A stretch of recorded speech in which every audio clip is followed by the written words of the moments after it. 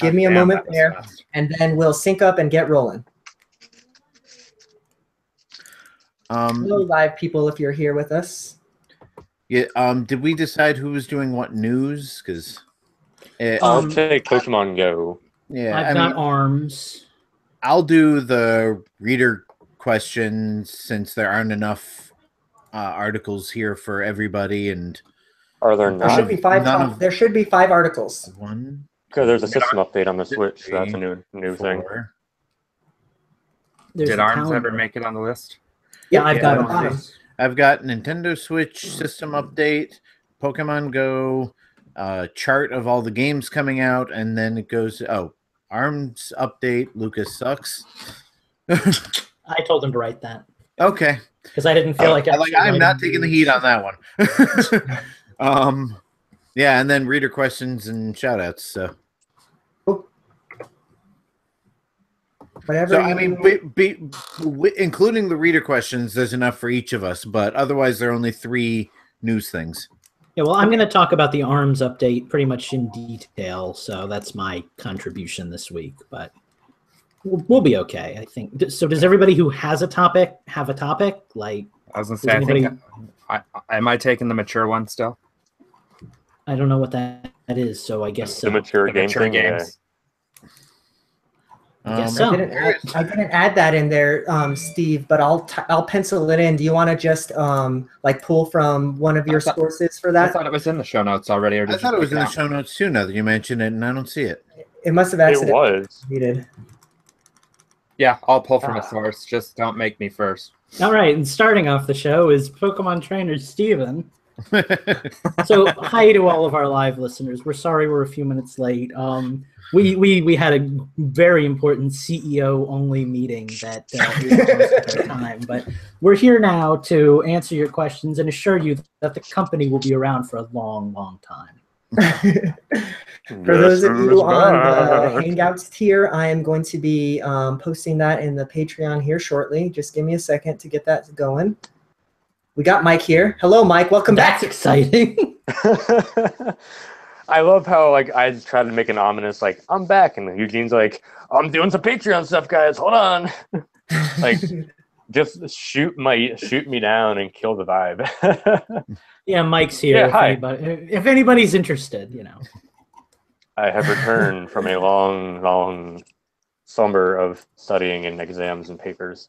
All right, let me get my chat popped out here so I can actually see what the hell is going on. Oh, hey, quick question. How come I don't get one of those things on the bottom of our picture? I can't do it either, so you're not alone. Do you want me to show you how to do it real quick? It's super Mike? easy. Not for me. I don't have the option. I only have a blue for chat and a green for screen share, and then a question mark. Those are the only symbols I have on my Hangouts. Maybe it's because I'm on Internet Explorer. Maybe that's why. That probably is something to do with it. Yeah, I don't really care. I don't want it, but everybody else does it. So, Steve, I just added that. Well, if everybody else jumped off the tower, which I mean, if it was fashionable. I mean, I am mimicking your Pokemon trainer look right now. I think I'm gonna just make a paper cutout one and just hold it the entire show. That works. So yeah, show me how to make a name tag for myself. Want to show him, Steve, while I'm getting this Patreon thing post going? Yeah. All right. Are you already in it? Okay. Because I was just about to screen share. Okay. Hang on. Hi, YouTube. We're getting there. All right. Everybody click on my face that wants to see. I will click you so hard. Click away. So basically, you should have this little Hangout toolbox over here. Uh-huh. Does everybody have that? Well, Lucas. Mike does. Well, okay, Mike. So click on that toolbox. And then over here, you're going to want to tick on the lower third. Okay, you need to slow down here. I have a turtle for a computer, so you need to give me a second. Well, tell your computer to hurry up. I'm used to being on fast corporate computers all day. That's a fun way to have a computer. Somebody needs to buy me a new computer. Well, in like 10 months, you'll have enough money from Patreon funds to get a really cheap one. If I can ever afford a new computer, I am definitely getting a laptop, so it's easier to move around. Did it load, Mike? Why am I on Fucking have to, YouTube like- Canada? I got to do all these authorization things right now. I can just see your screen. Tell me how to do it, and I'll do it Okay. when I get it going. All the excitement of a live podcast. So, yeah. So you click out on this Hangout toolbox, and then you turn on the lower third. You type your name. You type whatever you want your tagline to be. I just put mine as my Twitter handle. And then you click here and select a color. Oh, that's why. My VPN is connected through Canada, so apparently it confused my YouTube.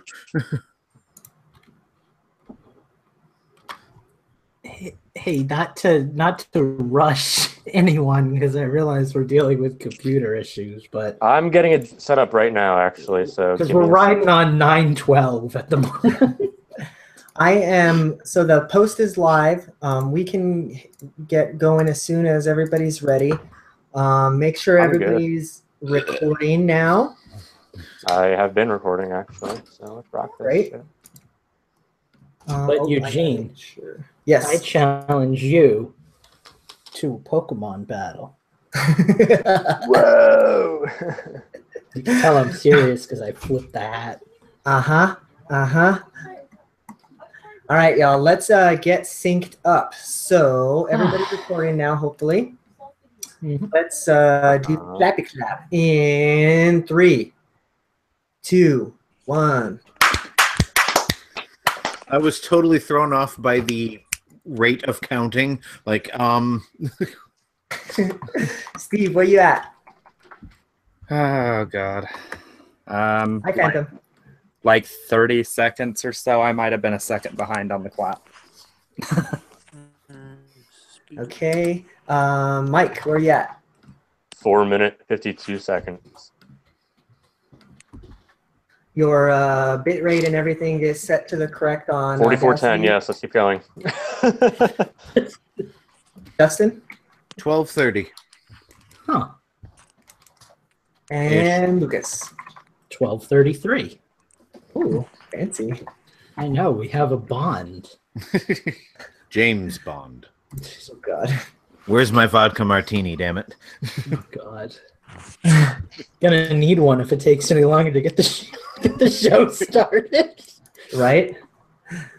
Okay, I'm going to mute and hide you, mute you from the broadcast here, Phantom. But feel free to unmute yourself during the breaks. And You can I guess also text might chat as well. Sure. I guess we might as well get rolling. Who was taking the first news article? Was that me, the Switch system update, or was that you, Justin? I was going to do one of the listener questions. So Okay, then I'll lead us into the news with the Switch system update then. All right. We all ready? Anybody need the restroom or anything like that? I can hold it till No. Nintendo's. Oh, wait. Actually, hold on. I need to open up my timer. Give me a moment to do that. Oh, as long as it's going to take a minute. I'll wait until you're doing your news. Actually, I love us. Oh, God. Are mine and Lucas's hats really backwards of each other? No, it's because Your video we're is mirrored weird. on our own Oh, okay. video. So On that- my hat looks right from my camera to you, and your hat looks Okay. right to me. Yeah. Steve, you can, if you really want to, you could mirror your thing using that Hangouts toolbox. There's that option that says mirror image. Nah, it's not that big a deal. I just was like, that looks weird. And one of us has a discount hat. Yeah, probably this guy. Okay, snap timer. There it is. All right. Sorry, guys. I should have had this timer opened up already. I always forget to open it. I could have Okay, peeked by now. we kind of all had our moment tonight. So Now I can't tell whether I'm mirrored or not. Okay. Okay. Well, Well, when you I flip guess it back and forth, you can really tell how crooked my nose is. Oh, God. Okay, I guess now's as good as time as any to get rolling, y'all. So let's do it. Hello, everybody, and welcome to Pokemon Radio. We have a couple trainers with us ready to battle. Trainer Steve, how are you doing this evening? I'm good. Not much else to say, but I'm good. I had nothing this week. I'm sorry. Still settling into your new job? Yes, I am. It's weird. I actually have an hour to take lunch now, and I don't know how to sit down for an hour and do nothing. That is an alien concept to me. It's that thing that people eat once in a while. Trainer Lucas, how many rare candies did you pack in your lunchbox today? Oh, I want to be the very best, like no one ever was. Like, I saw Steve walk into that setup and completely miss it, so I'm just going to take it. I'm doing dandy. I've had a roller coaster of a week, but I'm here now with you guys, and I don't want to strangle you all yet, so that's a good sign. Yay. Maybe we'll get there. We'll get eventually. I believe we can get there, but so far so good. Nice. Well, Justin, how are you doing this evening? I haven't seen your cat yet, so hopefully she'll make an appearance soon. No, but she used Lick, and it was very effective. Yes. Actually, the proper term is super effective. Oh my god. That was awesome, Justin. Props. Oh. How's your week been, Justin? Yeah. Fair. Same radio, everybody. Different week. All right, but last but I have not an least, infection. For those of you watching on YouTube, you'll notice my nose is bigger and redder. But you can't even tell, dude. You really can't even tell. I didn't. If any of you need to get through the fog, pointed it out, honestly. But last but not least, we have a returning guest, Trainer Mike. How are you doing this evening? Yes. Returning somebody. You've been gone so long, I don't even remember you. I'm gone for 3 weeks, and I'm like a guest again. I worked a whole year and a half to be a core member. Now I'm a guest again. No, I am wonderful. I am happy to be back. It's been forever. What the fuck is Eugene making that face for?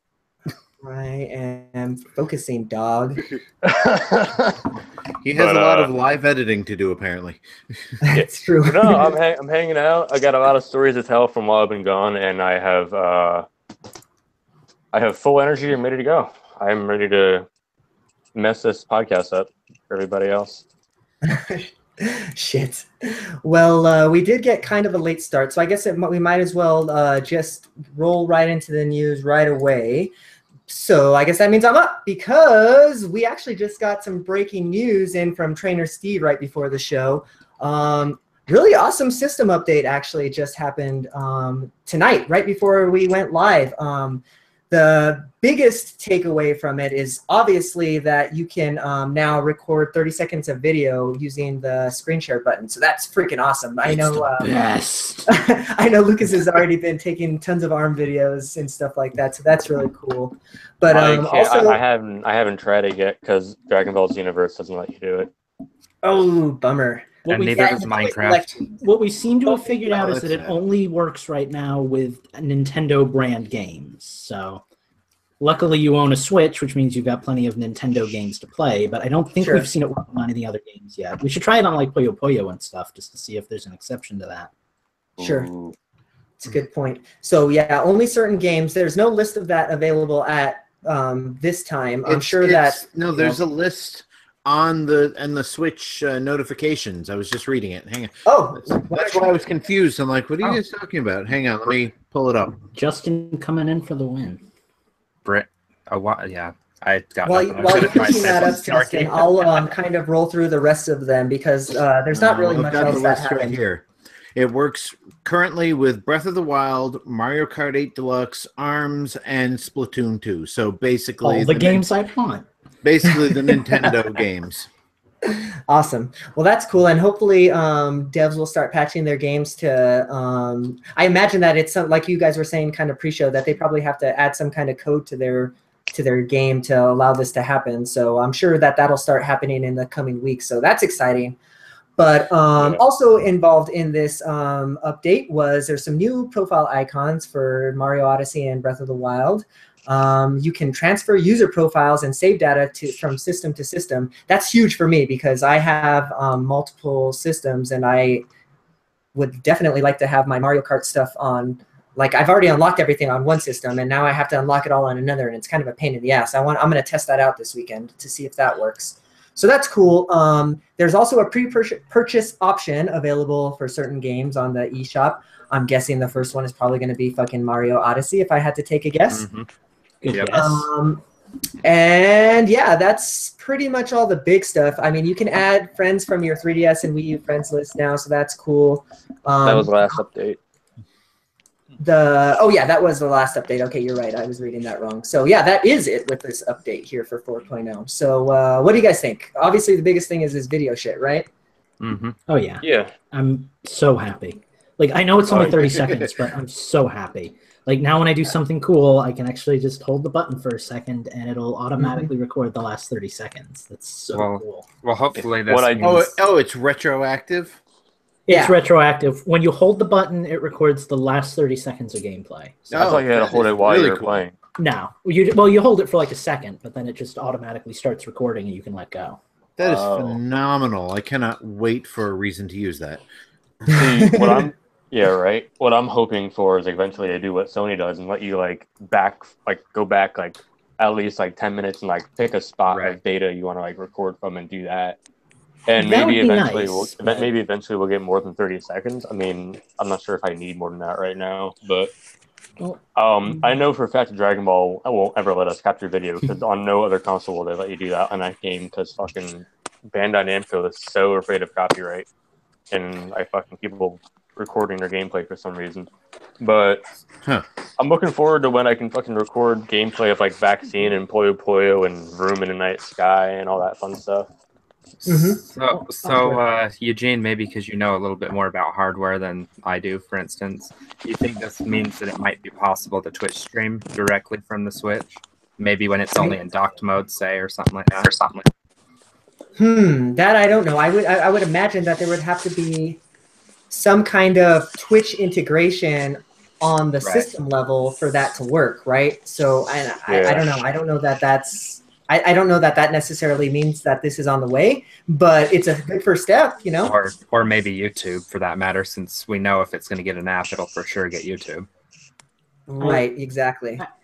I think it's worth mentioning, too, for anybody that hasn't tried it yet, since it did just come out, that you can also go back and choose how much of that 30 seconds you want to edit. You can choose to turn that frame of video into a screenshot.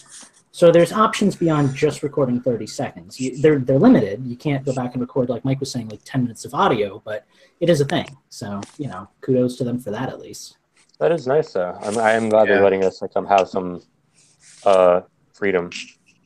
Obviously, now you can start getting those last 30-second kill shots in Splatoon and Mario Kart and stuff. Yeah, Mario Kart is the big one for me because, and I'm sure Splatoon will be too, but. With Mario Kart, the replay doesn't always pick up exactly what you wanted it to pick up, and sometimes you have to fiddle with the editor and all that, and even then you might not always get it, Right. So I always have. Finish. That's it. That was my thought. I was just gonna say, I just uploaded some shaky cam arms footage to my YouTube today because, I wanted to post a ranked fight that I had done, and it looks okay considering I filmed it off of a camera onto my Switch gamepad, but it's nice to finally be able to actually now I can go back, and if there's a really cool fight, I can choose the best moment of that fight, and I can record 30 seconds of it from the replay feature. Would it be more convenient to just be able to upload the entire replay to YouTube? Obviously, but it's a step in the right direction, and that's really exciting. It's exciting to be able to say that I'm excited about something that the Switch has done with an update, because Nintendo is usually so stagnant with their updates that video recording was something I thought was honestly just going to get thrown away and we were never going to see it. Yeah. Yeah, Right. kind of like how like they hyped up TV on the Wii U so much and then just dropped it. But Yeah. like aside from them having like replay uploads for Smash and Mario Kart on the Wii U onto YouTube, like this is like one of their first like real forays into like video capturing or things like this. Mhm. So like it's gonna be slow at first. Nintendo loves to like take it slow, get some foreplay going on, but hopefully with this, they're gonna keep updating it, and let us get more stuff in, and hopefully they get smart and let us have some kind of like video uploading to YouTube or Twitch or Facebook or whatever. We can already upload pictures and stuff to Twitter and Facebook, so I don't see why we can't upload that shit to Twitter and Facebook either. I'm kind of surprised they can't let you do that already.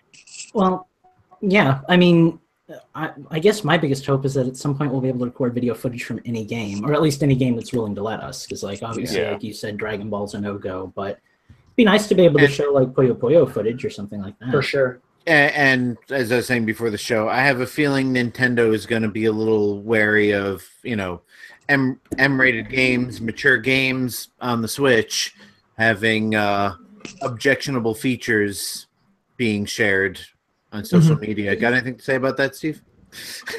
Well, hold on. Before I want to hop that segue and I would ruining it already. Oh, that's what we're doing. We're segueing into another topic. I completely missed it. Oh, good. Okay, It well, just I don't feel as bad. But I would love to have Puyo Puyo replay functionality because then I can get 2 whole battles in with you guys because I beat you guys so fucking quick. That was very classy of you. Thank you for adding that in completely unnecessarily to our nice tidy little discussion we were having about important stuff. You know what else has no class, Lucas? M-rated games. Thank you, Steve. Okay, what do you got for us? I'll take it. That was funny. So, a little article came out from Nintendo Life that I actually took some time to read and listen to on another show. And Blasphemy. there's a lot of devs out there, including Takuya Aizu, chief executive of Inti Creates, that he was surprised by how Nintendo is treating the idea of M-rated games on the Switch. He says, quote, "I thought it wouldn't be possible to release such a game for the Switch, but surprisingly, Nintendo gave me positive feedback." And this is in response to Galgun 2 coming to Switch or on Switch. I can't remember if it's out. But a lot of developers, id is another one responsible for Doom and Wolfenstein. The Binding of Isaac is another one that came to the Switch that's M-rated. Mike, isn't your haunted house game that you were just talking about a second ago, isn't that one also rated M? No, I don't think it's M-rated. I'm pretty sure it's like teen, because it's super subdued. The long and short of it is a lot of developers are getting a lot of positive feedback on this, and that's great because, for a long time, Nintendo was just seen as a console for families or for children or anything like that. But even their new ads bring... I was just about to say their advertising campaign has really been targeting, your 20-somethings. Yeah. Right. And that's completely different. It used to be that the only time you'd see commercials for Nintendo, it was always, kids playing a DS or families playing a Wii or something like that. But the majority of the marketing that I've seen for Switch, especially on like Breath of the Wild, ARMS, Splatoon, and all that, has, like Justin pointed out, been 20-somethings. I think their core demographic or key demographic, whatever it is like 18 to 26 or something Now like that I think about it, I don't think I've seen a Switch commercial with like children in it. It's all like young adults and teens. Not to the degree that Wii U got it with like the Amiibo commercials and stuff. Yeah, I can't remember any. I wanted to ask a question though, because I feel like the Wii was obviously more family friendly, but like the Wii U had Binding of Isaac and had Resident Evil Revelations, and I don't know. I feel like there were a lot of mature games on the Wii. Zombie U, I think, was rated M. Yeah. Like, I get that it's news because we've got a developer talking about it, but hasn't Nintendo kind of already? Maybe they haven't shaken the idea of being a family friendly system, but I feel like they've already kind of started taking practices years ago to not being like not being what they were with like the Super Nintendo, when they would censor all their games and, you know, put strict warnings on them that, like, you know, Conquer is a mature game, make sure everybody knows that on the N64. Like, by the time the Wii U came a thing, M-rated games were kind of commonplace, I feel like, on Nintendo. I think this is just kind of a cause and effect of the Switch audience kind of automatically being older, you know, because I mean there are a lot of people, let's say our age range, who are really excited about the Switch. So because that audience is there, developers are saying, hey, we can put our M-rated games on the system and it's not going to feel awkward. And then Nintendo's like, well, hey, if they want to put them on here, that's what we've been wanting for years. So yeah, it makes sense. I mean, anyway, I stepped on Steve a second ago, so you're fine. I actually lost what I was going to say, but it was probably along the lines of what you were going to say anyway, so you're good. We've been kind of having the whole, like, I guess we had it with the Wii U too, is Nintendo going to get Grand Theft Auto? Is Nintendo going to get Red Dead in some form? Is Nintendo going to get, you know, like we've been speculating for like these M-rated games for a while now, which I think says something about the whole like culture of Nintendo systems these days. Like, they're not just baby systems for Kirby and Mario, and that's great. Like, we're all looking forward to Mario in a week, and that's never going to change, but like, I don't think it's that uncommon to expect a mature rated game to come out on the system and have it be groundbreaking news anymore. Sure. Yeah, and that's all I got. That's my whole thing. But like, I feel like the ones that we've gotten most have been like bigger like developers. You know, like we had Bayonetta and we had all those other ones. But now we're gonna get like the smaller indie games who like might have before been like kind of too afraid to get anything too big to you know, come on the Switch. But now the door is open. I guess Nintendo's definitely being a bit more lenient with the Switch in terms of like content and creativity and stuff. I don't know. I just feel like this is all gonna be on the up and up. Hopefully. Yeah. And maybe we owe a lot of this to the new president. Maybe he's made some changes since. I don't mean Trump. We're not going there. I mean what's his name? Yeah, there's plenty of content there. The guy whose name I haven't memorized yet. Oh God, Kimishima. Yeah, that guy. The replacement for Iwata after he died. I mean, like, he came around like right at the turning point with the Switch and everything.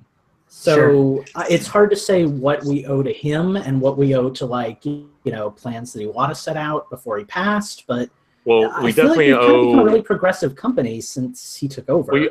We owe the Switch in itself and everything it has to Iwata, but everything else after like the marketing and like what they get on here, I feel like Kimishima is definitely stepping up and being like, "Hey, take our Switch, take it, run with it, poop with it," like that. They had that commercial with the guy taking a shit playing Zelda. So like, then there's also the fact that.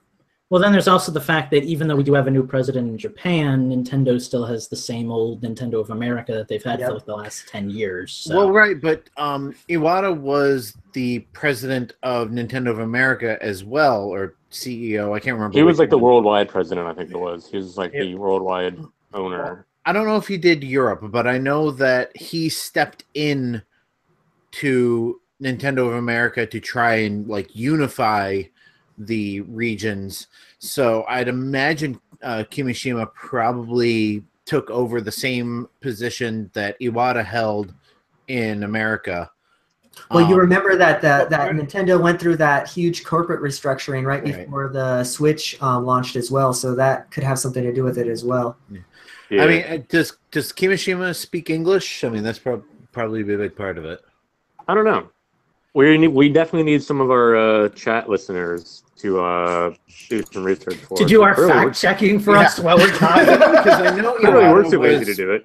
I know Iwata was fluent in English, so it was easy for him to work with both regions, which is one of the reasons why it wasn't before, because Yamauchi did not speak a word of English. How do you know all these people?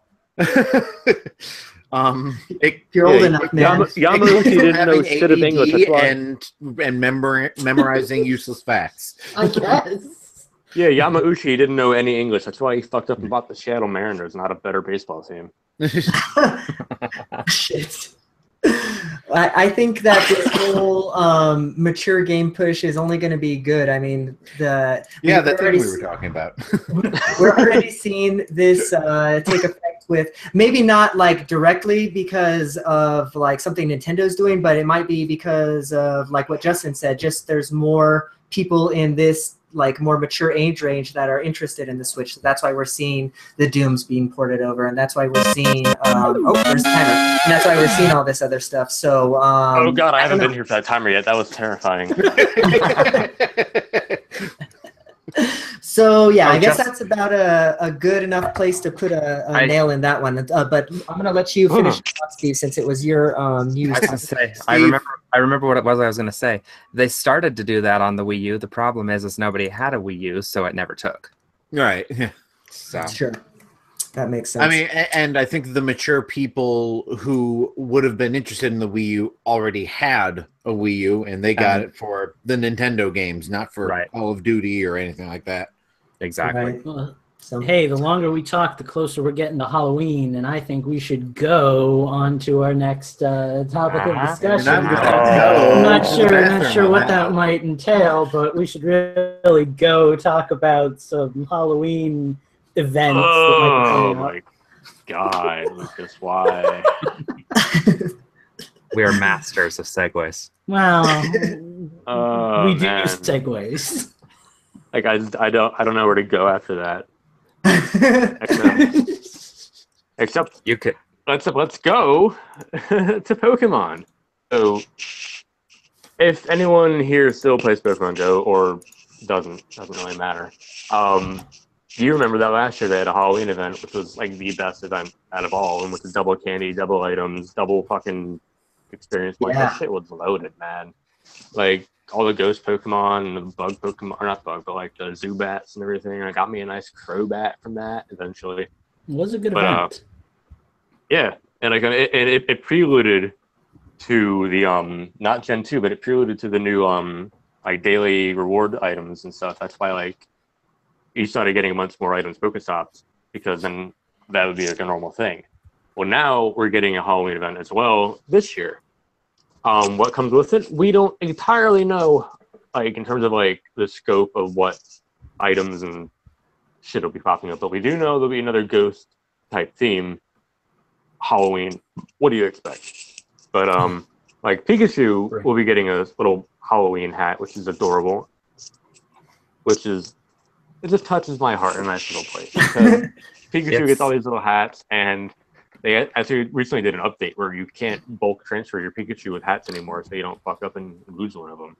It's not enough to get me back in. I'm sorry. I did the last Pikachu event. It doesn't matter. I'll catch you. I'll catch a couple for you, and I'll just show them to you. Let's talk about the really big news that I keep waiting for you to break. The really big news is they have a new loading screen for the Halloween, and it looks so awesome. I hate you so much.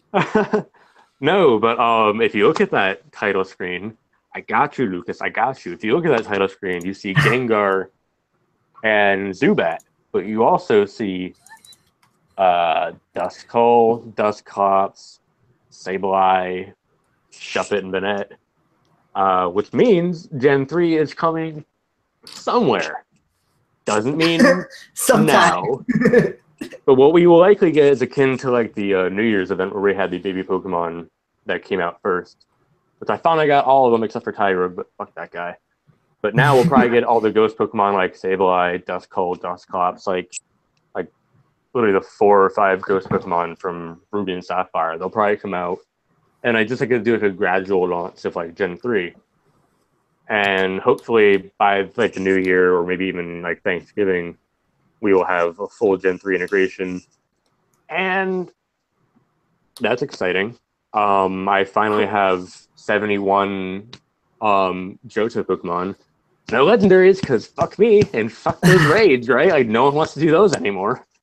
So when did that discussion again?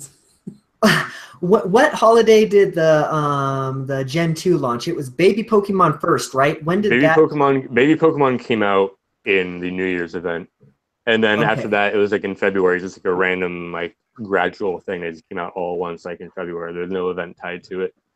Yeah. So likely it'll be like a mid-November, December, like a full launch. Like there's no like set in stone thing here. It says Gen 3 is coming in its entirety. So like people need to calm down.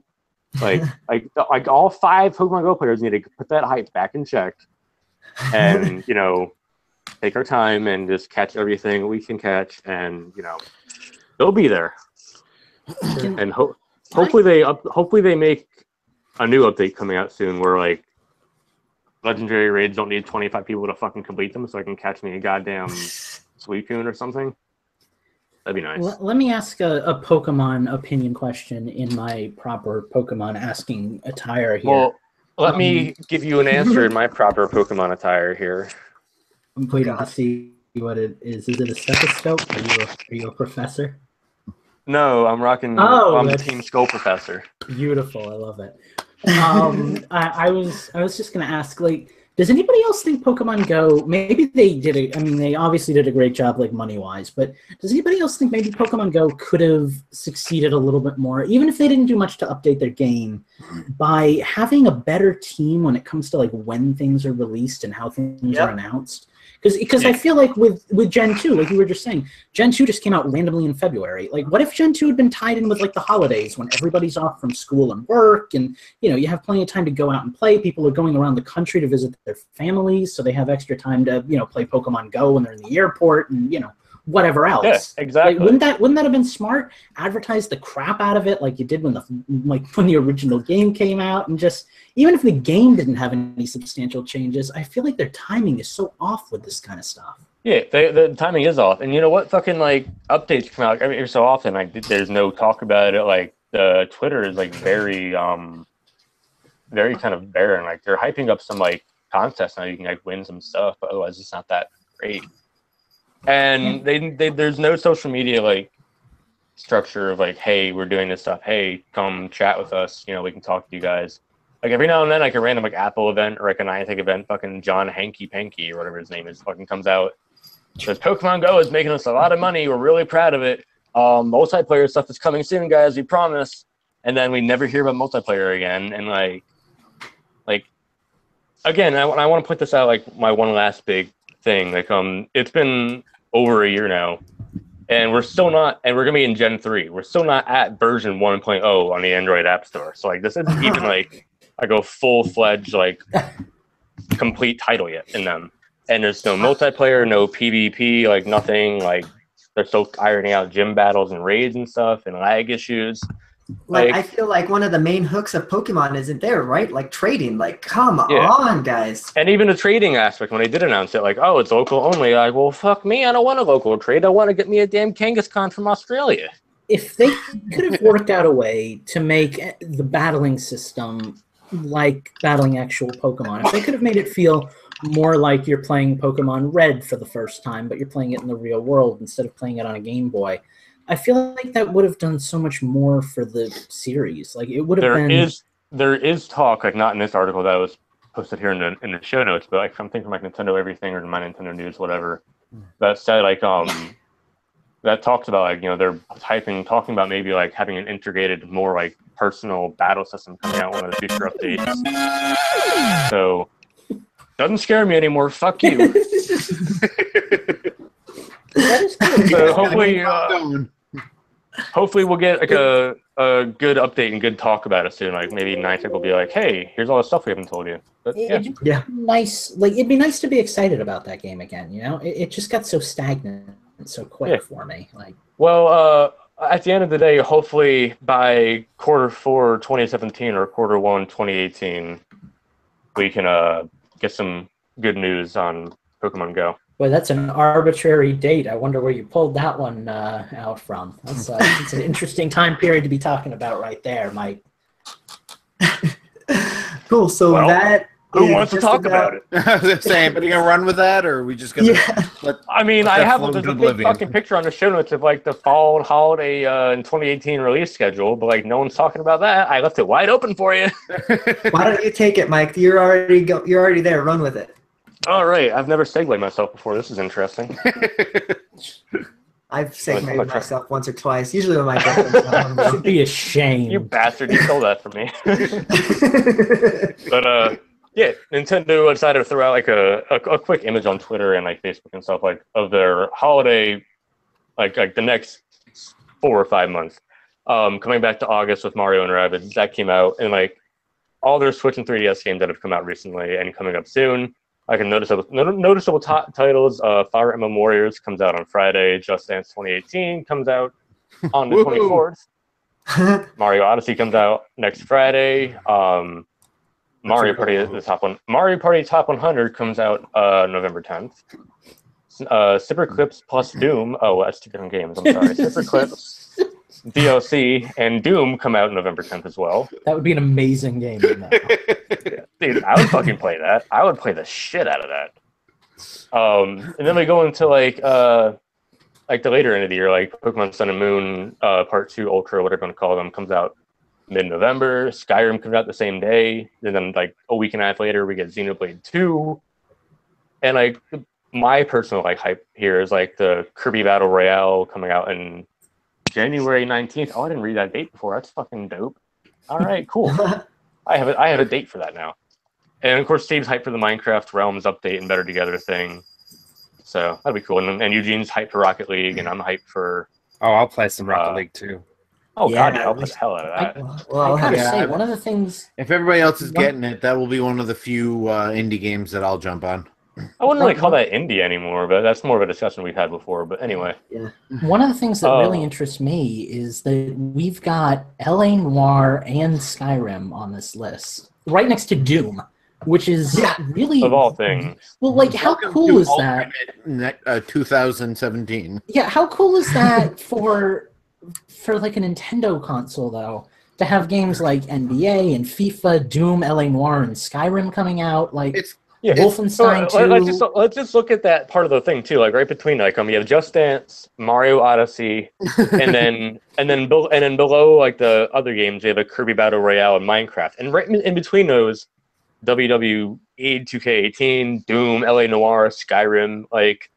Holy shit, we normal game now. We're not casual no more, boys. Yeah, like I understand that these are ports of older games, but the fact that we've got these games coming out is pretty cool. Like, but I've never played any of them. It feels like? It feels like when Mortal Kombat 2 came out on the Super Nintendo, you're like, oh shit, they got blood this time. Yeah, right. Right. Yeah, no, I am so pumped for this. I might not get every single game on this list. In fact, I know I won't. But there's kind of something in there for everybody, right? Like if you're a sports fan, there's NBA and wrestling, maybe. I mean, if you like your RPG type wrestling games, is not a sport. It's soap operas for jocks. Like FIFA is, it's like a corrupt organization or whatever. But no, brother, you're wrong. It is kind of drama class, though. Like, and they're not passing at all, that class. Hey, let's not call it too fake. I mean, you can make the fucking Colonel Sanders from KOC in WWK. They advertise that for WWE. Oh, you got my attention. Hey, unless they go back to, well, basically WWF No Mercy, like just HD that and throw it on there, I couldn't care less.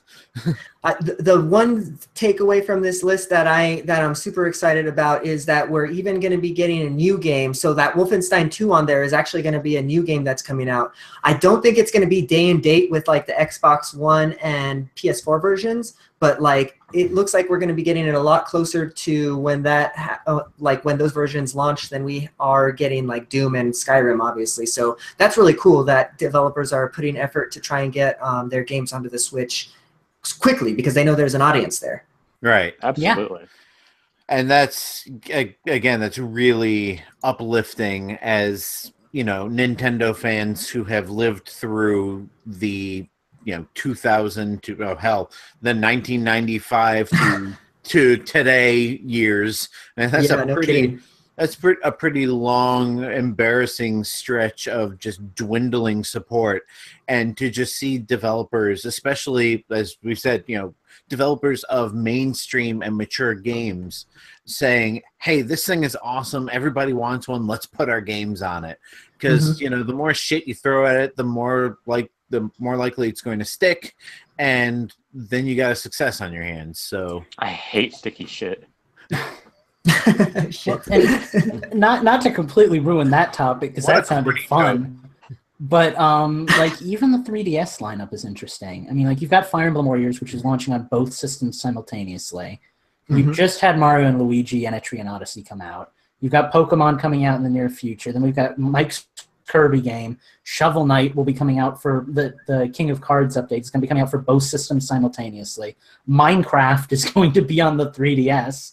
Which is. What is with that? It says that's the Better Together update? What is that? No, New Nintendo edition. What does it say? New Nintendo Now edition? New Nintendo 3DS edition.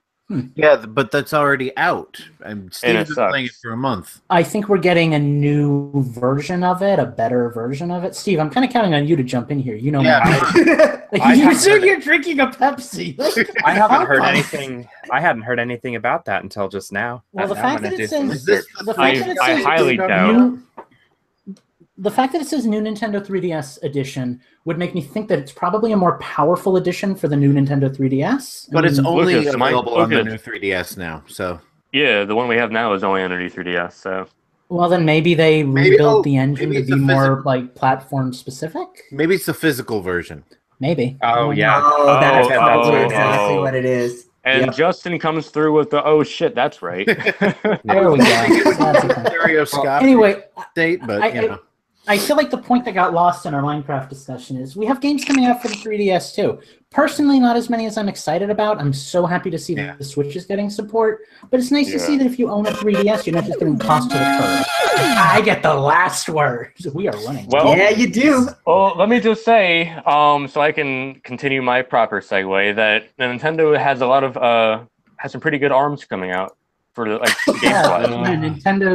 Nintendo's got we have some long-reaching arms now. Two really beefy arms. The right arm of the 3DS and the left arm of the Switch. Oh my God! Just segue already. This hurts. So this last news topic, we didn't actually have time to write in our news article. Little behind-the-scenes Infendo action. So I just had Eugene write ARMS update. Lucas sucks. And I'm going to talk about ARMS because ARMS got an update. Like.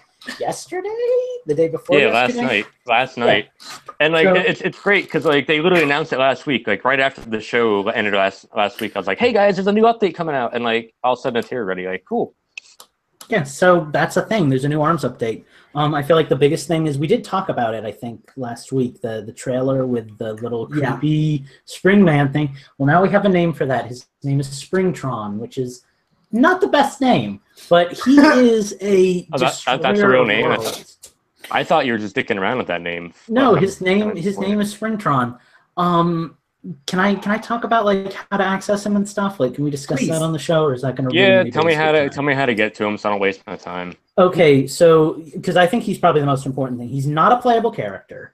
You do get an achievement for beating him. More on that in a second when we start talking about achievements. But in order to even fight him, I think you have to be playing on difficulty 4 or higher. I haven't heard of anybody who's done it on 3 or lower. You have to win every match up to max brass without getting a single loss. So you're not, oh my God, it's like so fighting a reptile. I was going to say reptile. We're kind of going back, and that's one thing that I like about ARMS is I feel like it's kind of revitalized like old school fighting mechanics. Like he's a super secret, hard to get fighter. When you fight him, he's Springman, but so much tougher. He moves faster, he hits harder, and he has this attack that is just like a black mist that if you're not shielding will cover half of the stage and just wipe out your arms, and then he just goes to town on you and destroys you. So I haven't been able to beat him. I beat him 1 out of the 3 rounds that we fought, and I had no HP left. It was down to the wire, and I wish I could have recorded it on my new Switch recording stuff because that would have been cool to show off. But if you lose against him, like, does he go away? Like, or do you get a chance to retry him? You get a chance to retry him if you can go back to Grand Prix and win all of those matches flawlessly again and do it again. So like, oh my God. And I think basketball and volleyball count. Like, I think if you lose the volleyball match or if you lose the basketball match, Or if you lose the break the targets match, you don't get to go up against him. So not only do you have to be good at fighting, you also have to hope that if you get break the targets, you can actually do it, or that you don't get cheaped out on volleyball, because that's a thing. But Godspeed to whoever can beat him. I'm going to be trying again because I freaking love it, but it's a hard fight. So basically, to recap, how to fight Springtron, you have to play on the bridge level at nighttime. Have to watch a star go by the half moon. You need to fucking wait for somebody to get a double fatality. And then the fucking Sector-looking arms guy with the fucking red mask. Even more Mortal Kombat right there. You need to wait for him to say, "Come fight me if you dare." And then you jump down and you fight him. Exactly. And then there's Springtron in the bottom of the pit. And for more helpful video game tips, go on to Twitter and check out all of the treasure chest locations for Breath of the Wild that Mike posted. Mike is a wealth of video game information. Oh, you're my dude. You're my dude. You're my boy, moving Blue. on to the other bits of news with ARMS. Apparently, this came out last update. I didn't realize that the training stage is a playable stage now. Mike told me that was something from a previous update.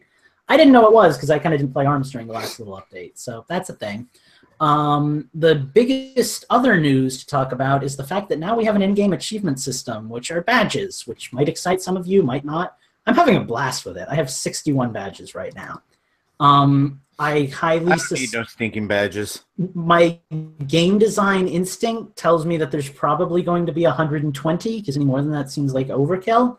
But we'll find out, I guess, if that's a thing. But there's badges for everything. There's badges for beating a match. There's badges for beating every Grand Prix at level 7. There's badges for using pairing arms, like the Thunderbird and the Phoenix. There's badges for knocking out Bark 5 times in one match when you're fighting Bark and Bite. There's a badge for knocking each other out at the same time, which I did once, but not before the update. And the important thing I got a double KO before too, and I didn't get the fucking thing for it. What the hell? Well, apparently we can do it like together just by each playing as Bark and Bite and reading the system down because they punch at the same time. That makes so sense. maybe after the show we'll cheat each other into a free badge. But the I'm important all thing to take away, the important thing to take away from that is there's also a badge for using every controller type, so Joy-Con and both Joy-Cons. And okay. But the important thing to take away from it is some of the badges, the really hard to get ones, are retroactive. Like there's badges for getting all of the 100 matches thing done. There's badges for having all of the level 7 stuff done. Those are safe. The badges that you don't get. Let me interrupt you real quick. Is it for? Are you sure it's for all of them? Question mark. You would know because you have it. But like I have every 1v100 done, and all I got was you beat it for the first time. Good job. I'm honestly not sure because I just kind of skimmed through those when I got all because I didn't get a you beat it with everybody. Awesome, you're so good at this game. All I can verify is there is one for beating Grand Prix with every character. And there's badges for having a certain amount of money and stuff, but a lot of the badges aren't retroactive. Anything that the game wasn't keeping track of, I assume, before this update came out. So like when you go into a match, you'll have your first match badge. When you go into your first game of basketball, you'll have that. You might have to redo getting like a perfect game of basketball or your first perfect KO or things like that. So there's going to be a lot to redo.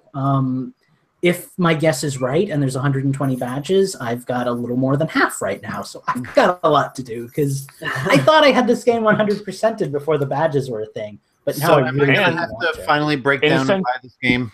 Well, I think you should. I think it's a great game. Oh, Steve could send it to you. He doesn't want to play it anymore. I know, right? Works another incentive. I'm sorry. It's another incentive to play this game again and get these badges. You get coins. You get bank. Yeah. I have every my arm Nintendo for coins? every character. No, like coins. Money to spend on getting more arms and stuff. It's a lot easier to get all the arms for all the characters now than it was before, which I think is probably part of why they patched this in. I have every arm for every character, including the DLC characters, and I have over 2,000 coins. So as soon as the next DLC character comes out, I will have all of their arms. Like I don't think I need to play any more to get any more arms. But yeah, I thought that I was fucking rolling in the dough because when I turned my game on and got my update, I got like 820 coins for like all the shit I've done. Lucas is like, I got 1,900 coins, and I'm like, suck my dick. So that's a thing. I think that's pretty much the bulk of the update, isn't it? I can't really think of anything else. Yeah, there were some like balance updates and stuff, like some arms and stuff, but that's really nothing like important. Yeah. But the music in the training stage is pretty fun. It is. It's really cool. Oh, they added music to it? No, the training stage is a stage you can actually play in like versus matches now. So and like when you go there, it has themes. like a techno, like a daddy like club music version of the main theme. Actually, if you go onto my YouTube and you check out the ARMS video that I posted, assuming it hasn't been struck down yet, I use the background music from that in the video. So like you can get a little taste for the song, I guess. Because yeah, that's a thing. Sweet. Yeah, ARMS, get into it. It's like the best game of the year. You're gonna want to play it.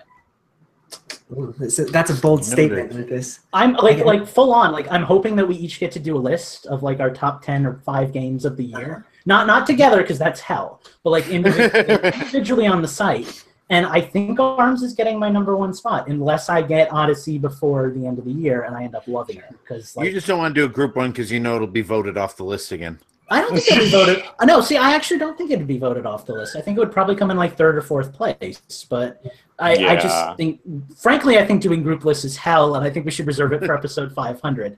I don't want to sit through another like month of planning a list out with you guys. It's a horrible experience. I'm skipping episode 500, guys. I can't do this shit. Nobody will be on. It'll just be Eugene sitting there vamping into a camera for 5 hours, telling us why. What's your favorite game? Binding of Isaac? What is it?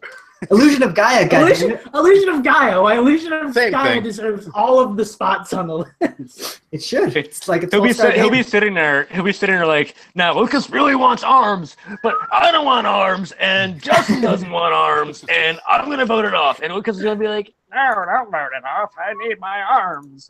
And for 2 hours, for I'm 2 hours picturing the straight, Black Knight from Monty Python for some reason. Okay. 2 hours straight, it's just Eugene raging. Double time out. All right. So we're done with the news here. And we're going to take a little break before we move on to Nintendo Tunes. But we'll be right back, and I have a fun list of games for y'all. And I think it's going to be challenging. So, yeah, we'll be right back.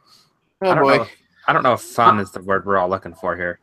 I have to go feed these animals, or they're going to eat me alive. So Eugene, do you want to unmute Phantom before you do, in case he wants to say hi? Do you want to like unmute Phantom before you do? He can unmute himself, actually. He has that.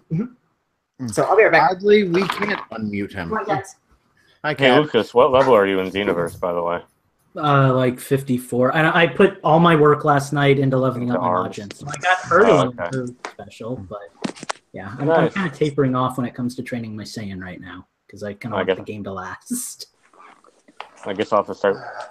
I guess I'll make a Namekian then, I guess, because I'm level 62 right now, or 63 on my Saiyan. So. Hi, Phantom. How's it going, guys? Hey. Sneezy.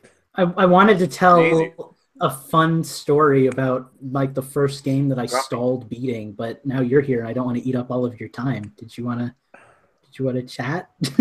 I was just talking in the chat about how when we all get Rocket League, I put 50 hours into it, and you'll be better than me at it in an hour. Yeah, that sounds about right. Yeah. I feel like Rocket League is a game that I'm not gonna put much work into. I don't really want to get it, but if everybody else owns it, I'm gonna kind of like have to get it. I'm more interested in Rocket League than ARMS just because I've been hearing about it for so long, so I know what I'm getting into. See, I have almost no interest in it. I think I'd be a lot more interested in it if I knew it was like a Nintendo product and, you know, hey, here comes another really cool, unexpected Nintendo game, but I'm sure it'll be good. I didn't expect to like it either, but I sunk 50 hours into it, so... Damn. Something about putting that ball in the goal.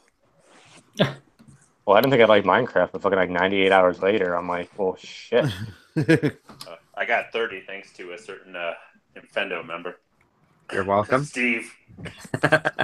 Yeah, Steve got me obsessed with it again. Every last one, except Eugene.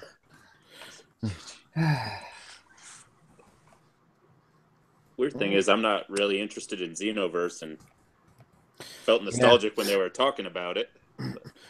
I remember playing the old Buruden games, the Super Famicom games on an emulator in high school, and if this is as fun as those were, then I'm sure I'd love it. But I got Mario Odyssey coming out. That's got my time and money. So honestly, considering we're talking about Dragon Ball, right? I didn't miss anything. Yeah. Okay, yeah. Like considering I know nothing about the series, and except for what I've read and what I've learned from the show, like I'm really loving this game so much. So, I can't wait to talk about it on Change the System. Do they spend like 5 minutes yelling at each other before a fight starts? No, see, that's one of the things that they do. But that's one of the things that I like playing the game, because I feel like I'm getting just the good bits. Like, because I know how much of Dragon Ball is filler and boring talking and stuff, and like I just I went in and I did like the replay mode for story mode missions, and the description for like everyone is like the group is in trouble and they're not going to make it, but then Goku shows up at the last second and saves the day. And I'm like, yeah, I don't know if I'd enjoy watching this show, because it seems like the whole show is just that's pretty much the plot. Then Goku shows up and saves. But like when you get to play as your own character and you just get to see like all the really exciting fight scenes from the show, like that's cool. I like that. I'm having fun with that. Like I went on a Wikipedia article and I read all about Captain Ginyu and all of his little like appearances in every series, and how he shows up. And how he shows up in Dragon Ball Super for like 1 minute and gets killed. And I was like, I love this, because like there's characters that you attach to, and Lucas has gone officially weeby. Somehow one day. Gone officially weeby? I played Bleach music in my last Nintendo. Okay. Just somehow I'm not surprised that Lucas is like in love with Captain Ginyu. Like, of all the fucking characters, I like him because he seems like he's like actually a cool dude. Aside from the fact that he basically worships Space Hitler. Like he's friendly and he cares about he's friendly, he cares about his crew. He's a cool guy and he compliments you when you're part of his team. He loves to pose. He has crazy little things. I love him, and he's got like the coolest ability. And you can use it in the game. You can trade bodies with someone and you trade HP bars. So you can let somebody beat the crap out of you and then switch bodies, and all of a sudden they're almost dead. Oh, that is devious. From what I gather, I have it now too. I can only do it if I'm not like very little health left, though. So it's kind of like a hit and miss thing. I haven't put enough time into this game. I can only do it. Well, Eugene, you know what you're doing tonight. Oh yeah, it's amazing, Eugene. Like I seriously freaking love it. I do too. It's really good. I got past all the tutorials and I'm like, yeah, let's do this shit. This is great. Minus joined in like right as we're getting ready to pop out. Hi, bye. Gotta let him speak. All right, show's over. Come watch us on Monday when it comes out on shit. audio version. Hi, Minus. You want to say a few words before we move into Nintendo Tunes? Well, if he does, we can't hear him. Oh, you're never getting mine. I made it obscure this time. Get Resident Evil in like 5 seconds. I know. I had to like search and scour to find 6 tracks from your game, Phantom. I know. Good luck. How's it going, Michael? I'm good. Guys. How are you doing? Oh. You're the other Michael. Okay, well, I think we are going to get rolling here with Nintendo Tunes. So, hey, what's going on? You're finally able to join us on the Hangouts. So, are you using Internet Explorer again this week? I am in Chrome this time. Oh, okay. That might be a little bit better. Hopefully it doesn't kill your system. I know that is a huge RAM hog, but... Okay, so we're going to get rolling with Nintendo Tunes again here, guys. So we're going to mute you guys from the broadcast, but feel free to stay on. And, yeah, let's get rolling. Let me just make a note. Fully expecting Mike to win Nintendo Tunes. It's his first time back in like a month. He's our special guest. He's probably spent the whole special guest soundtracks. I didn't actually go to school. I didn't actually pass all my exams yet in A on my paper that I spent 2 weeks being off of. I just fucking sat around here and studied like video game music. I am fully versed in the world of Koji Kondo and Grant Kirkhope now. Because I'm actually not. Let's get rolling here. All right, we're back. We are ready to play Nintendo's. It's fan favorite here. If this is your first time, well, welcome. This is Nintendo's. What we're going to do here is I have a list of 11 games, actually, and I'm going to pick songs from those games, and hopefully these guys are going to be able to guess them. The theme this week is, well, it's your fault, Phantom and Michael, because the theme this week is hard. It's going to be really hard this week, I think. I fully expect you guys not to get a lot of these games. So the theme this week is you all suck and nobody's going to be able to guess. I did throw in some easy ones in there, so hopefully it won't be too ball breaking, but you know, see how it goes. So with that said, let's get rolling with the first track. This one is this one's gonna be hard. I'm not sure anybody's ever played this game.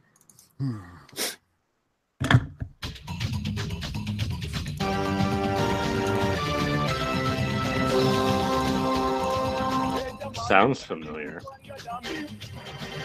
And then all of a sudden the lyrics started. You guys on any hints yet? Yeah, what is it? It is a Nintendo 64 game. Not what he asked. But it helps. All right, I'm going to give you the next track, and I'll start dropping some hints, because I think you're going to need them. Okay, so this game was a game that came out for the Nintendo 64, and one of its biggest selling points was that it was a fighter in a 3D environment. Play Fighter 63 and a third? No. Killer Instinct? Transformers Beast Wars. No. Yeah, that's the only 3D It fighter right now. sounds so much like Clay Fighter. Fighter in a 3D environment. All right, I'm going to give you the next track. Let me see if I get this name right. Fighter's Destiny? No, but that was actually not a bad game. Fighter's Chance. Fighter's Hope. This game did not only appear on the Nintendo 64. There was also an arcade version and a PlayStation version. Not Mortal Kombat 4. It's clearly Sonic the Fighters. I know my Eugene. Eugene didn't get this one, though. The game was highly, highly influenced by the Mortal Kombat series, even to the point where there are fatalities in this game. Death Battle? Fatal Frame? Lethal Battle. Nope. Death Fighter? Fighter Death? Deadly Brawl. Shut up. We're all just making up random names. Here's the next one. I'm going to give you one more song after this. War Gods? It is fucking War Gods. Yes. What oh, that game everyone's heard of. Who suggested Get off that Google, track? Justin. Goddamn. No, I that's not was watching a video on YouTube a couple of weeks ago about obscure games on the N64, and just boom, it popped in my head. He was just watching videos. He wasn't Googling or anything. Yeah, just like how he was like, let me get this name right. War or something. Like, click, click, click, click. Hey, I should get more credit for remembering that Fighter's Destiny was a thing. I give you props just for knowing a fighting game on the N64. Like, Hey, I played a was lot that? of Mortal Kombat 4. Yeah, right? Okay, so that one was a tough one. Here comes another toughie. Joy. Good luck, y'all. That one was, we haven't gotten to any reader or fan submitted tracks yet, so that one just came out of my dumb brain.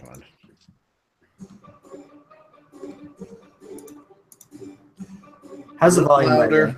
A little louder. Okay. oh my god, Paper Mario.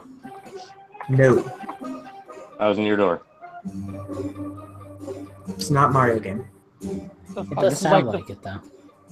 This is a fucking like haunted woods, man. Like, get out of here. Obviously, it's not Mike. Okay, here comes your first hint. It Obviously, is a it's Wii U more title. games. It's a Wii U title. Pandora's Tower? No, that was a Wii game.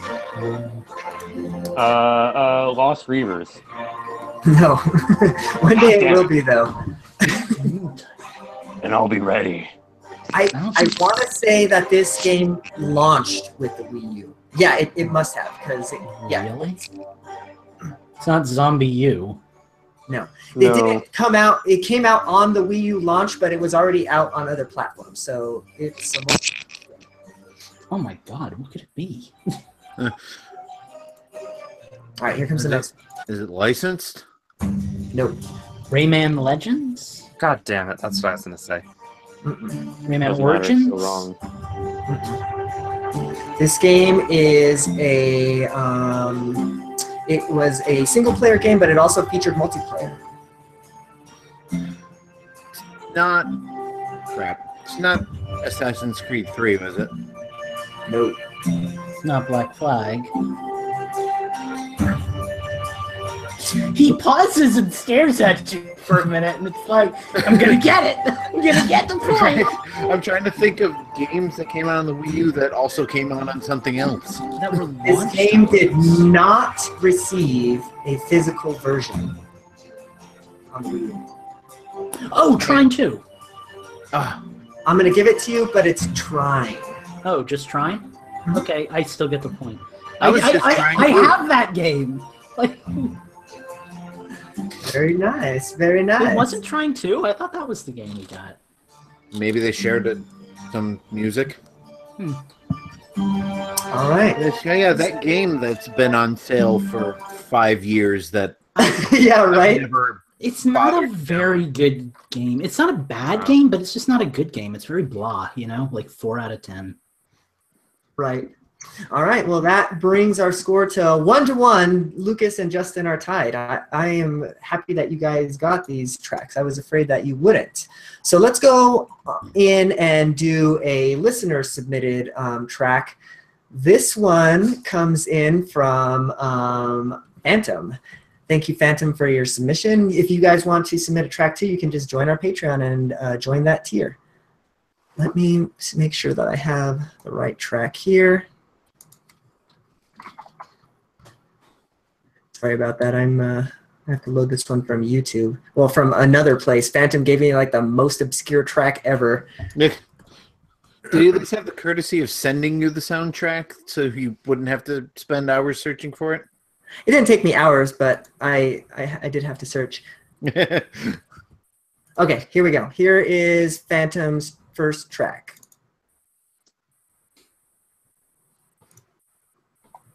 Can you hear anything? Good track. Yeah, we're all chatting anyway.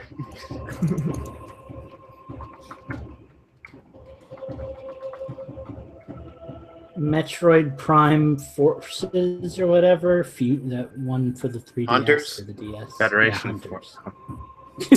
Nope, it is not. But I'm going to give you your first hint. This is a GameCube title, but it was also multi-platform, so it appeared on PlayStation 2 and Xbox as well.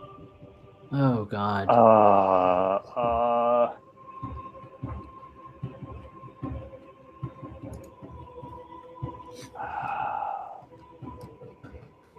Can you turn it up a little bit louder, Eugene? I can't hear it.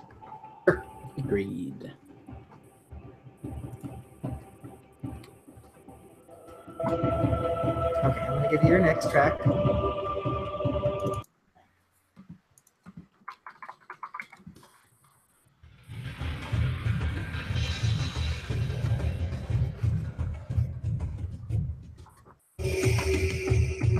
All right, you guys are going to need some goddamn hints. So, God, I don't know really what kind of hints I can give you here. This game is set in a fantasy setting. You said it's Fantasy a Star Online. GameCube game? It is a GameCube game. What did? Who Oh. What now? Is it Phantasy Star Online? Nope, not Fantasy Star. Damn, he's always talking about that. So this game, according to Wikipedia, is a hybrid game with much of the gameplay revolving around real-time strategy while incorporating elements of action gameplay.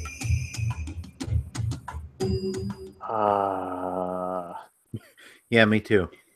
This is going to be some nothing. weird game like Yarg 3 Legacy of Harm or something. This game was developed and published by Jalico. When was the last time we heard that name? Oh my god, bases loaded. Right? Jericho games. I This have game is like I guess you could say it's like Wow. low fantasy or high fantasy. It features looks like Lord of the Ringsies type stuff. Like what? I couldn't hear you. Lord Like of the Lord Rings of the types. Oh, Is I it don't Lord know. of the Rings? There was never like a Baldur's Gate for GameCube, was there? Gosh, I'm gonna give you another track. I just don't know what other kinds of hints I can give you here. I just don't know that anybody's ever even heard of it. It's not Lord of the Rings, is Here. it? No. I guessed that already. So I'm going to tell you the story. It is set in the fantasy land of Ogress, far away from other races. A human sorcerer named Frazzle set out to create what is commonly known as the Great Machine. I can't believe that we're getting all of this information. I think it's time to call this one. For the 100th No. time, you said GameCube, right? Yeah. Because now it's starting to sound like Alien Chronicles for the N64, but I know it's not that. GameCube, and it also came out on the PS2 and Xbox, correct? Uh-huh. Oh, I've got it. Sonic Heroes. Damn. All right, What guys, comes I'm going up to call it must on come this down. one. This game is called Goblin Commander Unleash the Horde. Phantom. Phantom. I'm going to remember. All right. All right. Well, if he wanted to use his $3 or whatever the Patreon subscriber, I should really learn the tiers. If he wanted to use his Patreon tier to just completely stump the crap out of us, he succeeded. Yeah, right? Okay. Apparently, it's worth paying money to watch us fucking stumble around and be an idiot. I'd pay money for that. Oh God! I'm looking at the chat now. After that, he's laughing at us. Then he's saying "Good luck." I doubt they've ever heard of it. Then he's laughing more. Then Minus starts laughing. Then Minus writes "grabbing popcorn." So clearly, that was a fun time for everyone. And a good time was had by all. Okay, well, here comes another track. I think this one is going to be easy, but I don't know. Let's find out.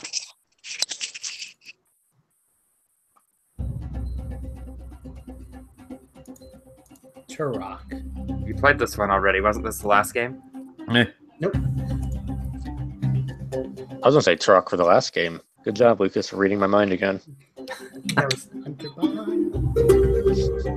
Donkey Kong Tropical Freeze?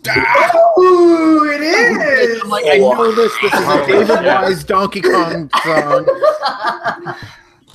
I came into your house, Steven, and I stole your shit.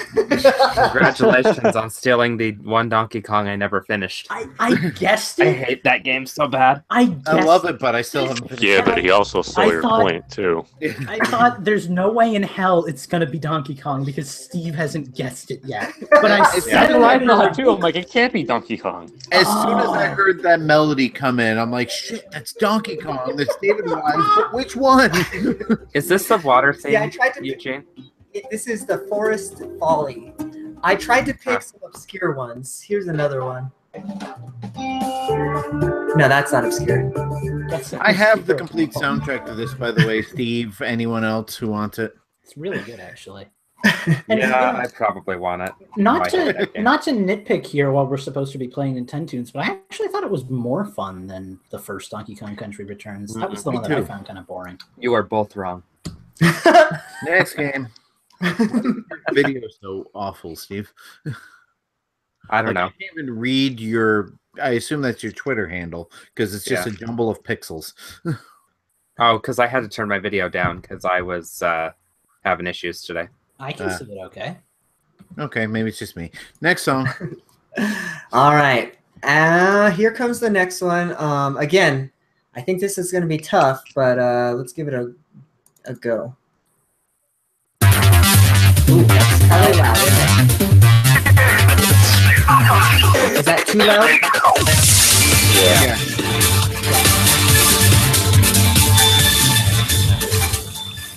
Easy. F-Zero. It sounds very Konami. Fast Racing Neo. No. Sonic Riders. This is a Wii game. Is it Dance Dance Revolution? It's not. It sounds so much like that type of Konami music. Is it This Konami? it is not Konami. I'm not going to give you developer. This is the first game that I imported for the Wii. It eventually did come to the States. It Well, did or don't you didn't? feel silly? It eventually did come to the States. No, because both versions are not completely different, but there's differences in each version. Last get another Story, track? Lost Tower. I don't know.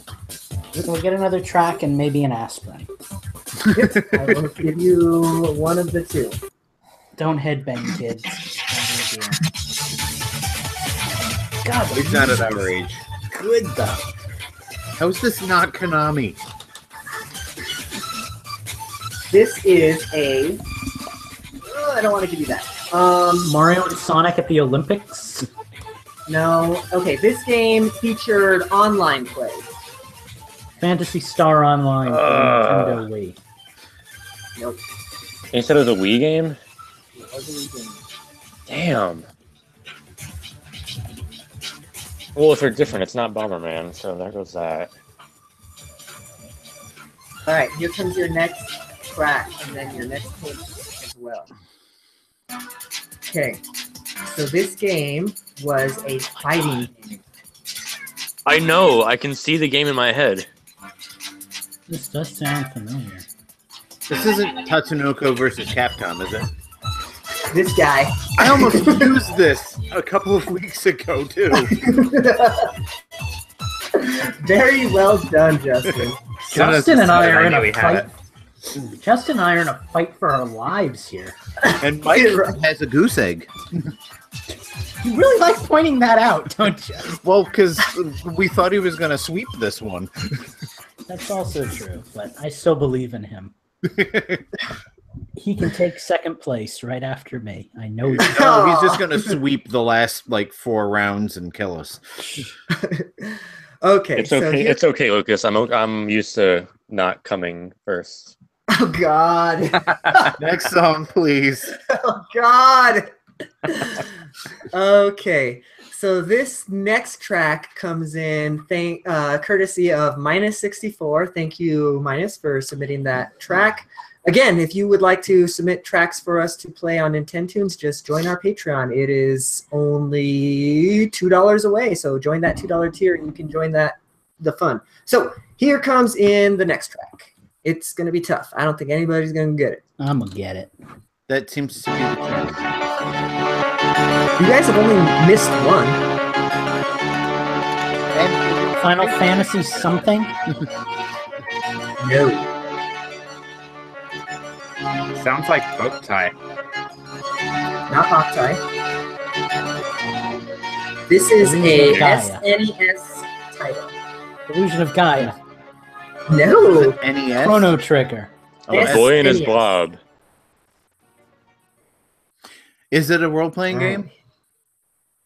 I guess I have to go to Wikipedia to tell you, but first let me give you So the next track. It's not a boy and his Usually blob tell or by a the Chrono Trigger. No. So according to Wikipedia, this is a hack and slash action RPG. Actually, it looks pretty baller. I'm gonna have to give it a whirl. Castlevania 3 Dawn of Sorrows. No. Hack and slash SNES game. Your first hint. Chronicles Your, of ne- your, Ys? your next hint. This is a Capcom title.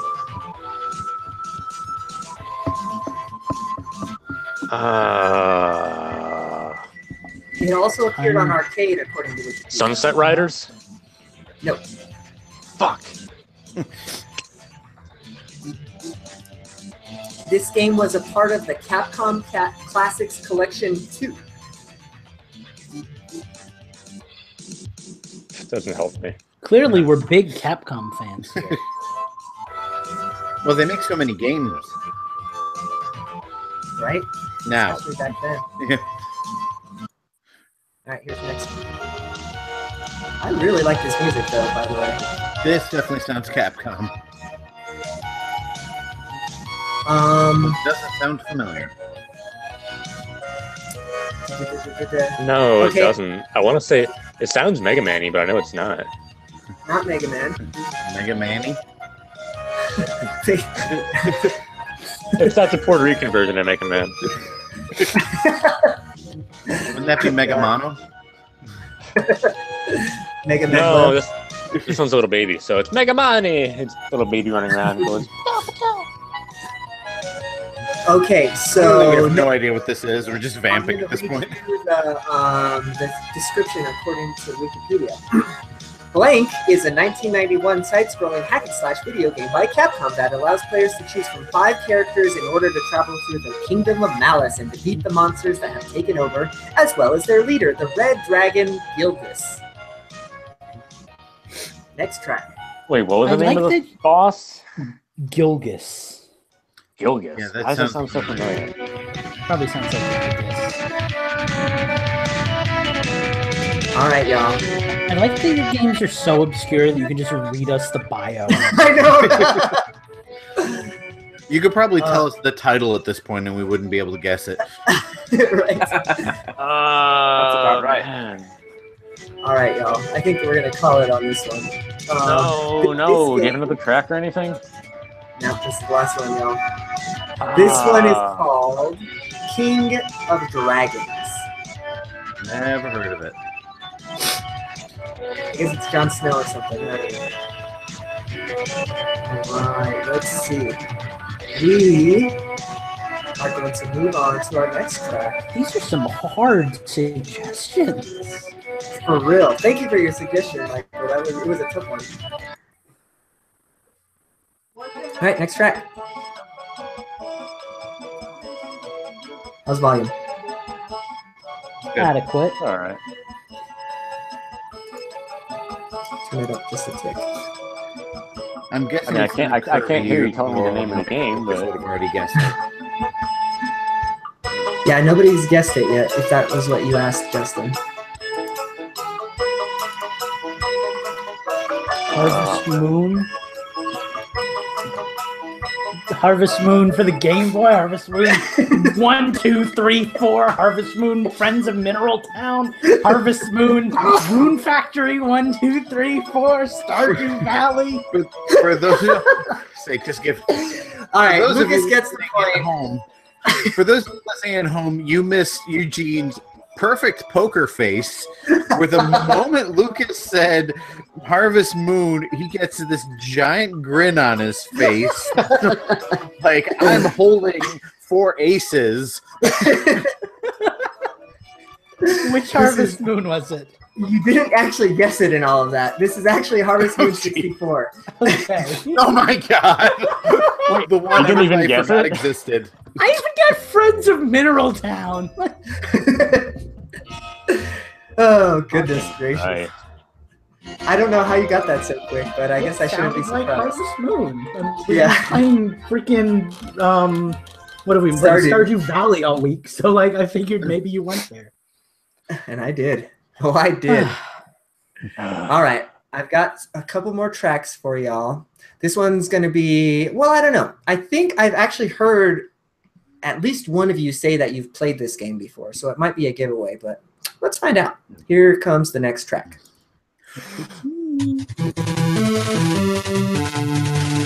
Oh my god, Iron Tank. Yeah, there it was. I heard the retro Wow. music and I figured that one was all Justin. Yeah, so did I.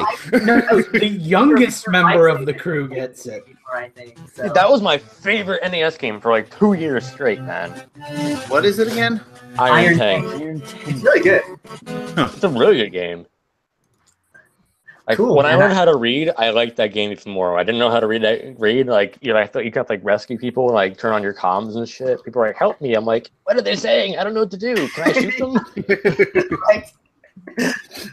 Yeah. Oh, cool. Well, I'm glad that somebody got that one. I couldn't remember if you had said you played it, but obviously now you have, so that's good. Okay, so this one is going to be super tough. I've played this game before. I didn't really like it that much, but you know, sticking with the theme of hard games, here we go. Sonic Adventure 2. Room in a night sky. Pilot Wings. This is another NES game.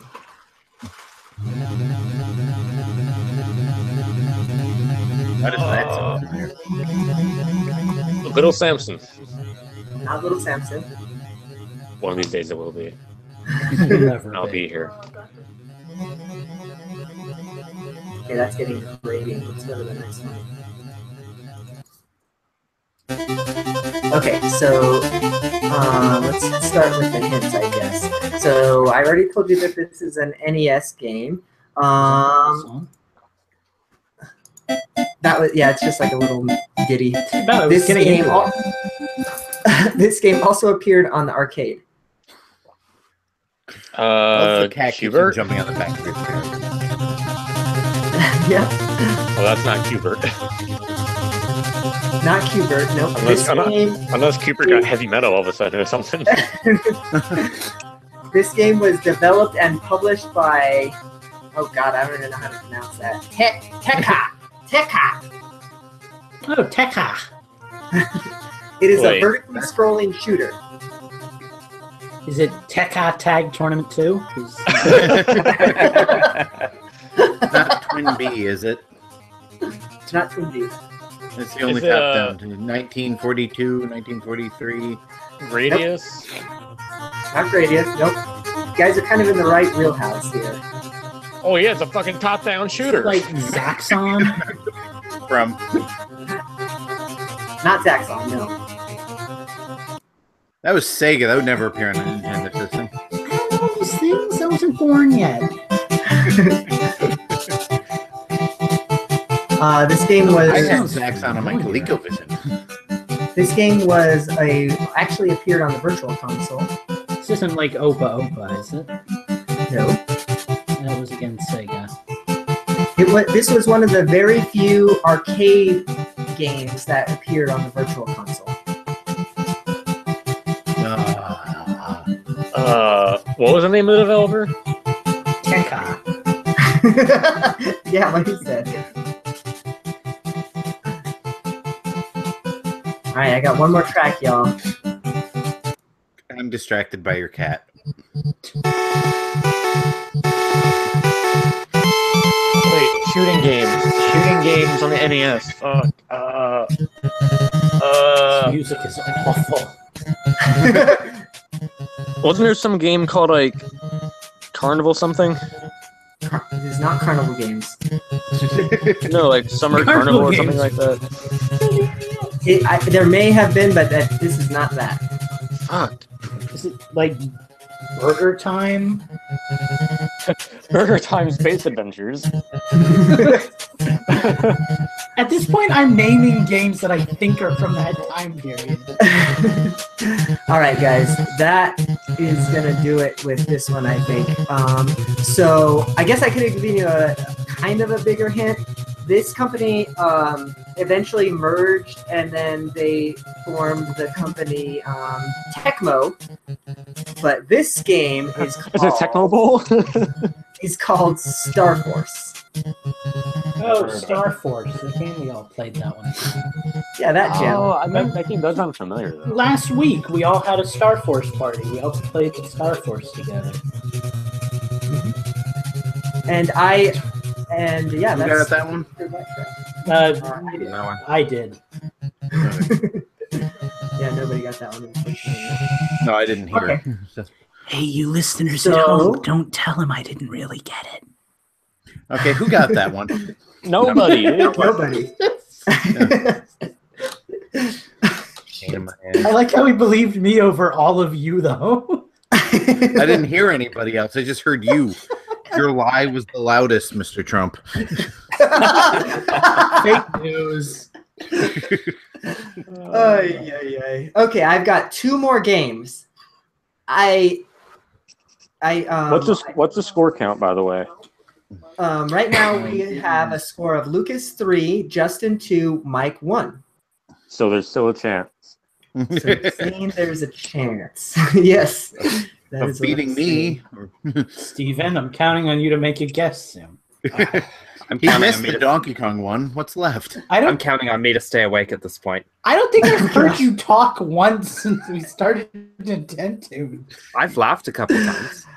Laughter is fair, but Okay, here comes the next track. I think this might be an easy one for one of you, and it might have been a mistake choosing it, but here goes. all right. Dragon Quest.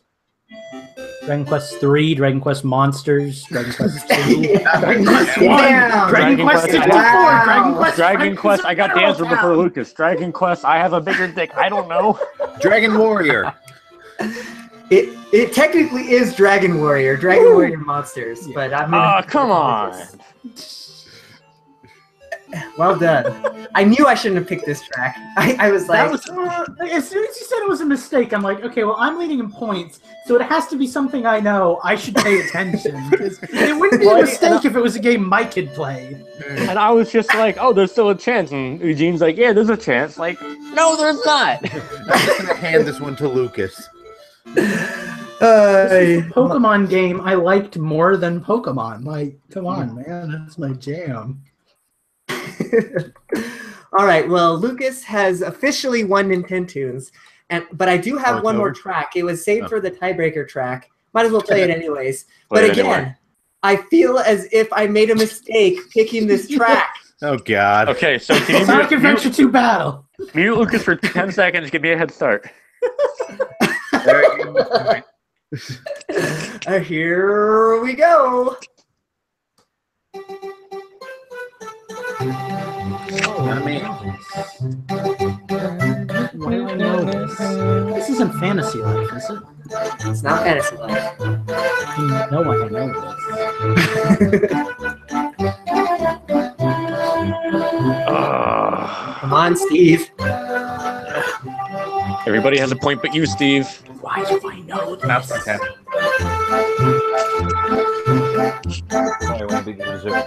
I'm going for a perfect 0. Goose egg. I'll take it. I'm fighting with my cat, so. Okay. Maybe. So let me give you your first hint.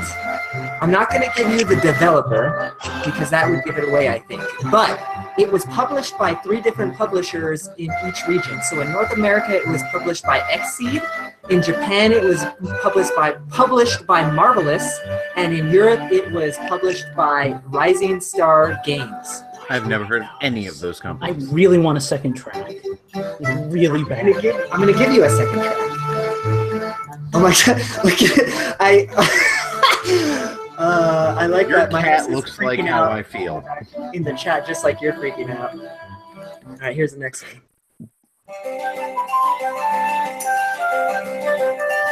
Is this I know this. Is this the fishing mini game on the 3DS? The 3DS like stepometer system thing? That wouldn't have been No. published by different people on different regions. This was know. a Wii game. God, why does it sound so familiar? Oh, Wii? what game?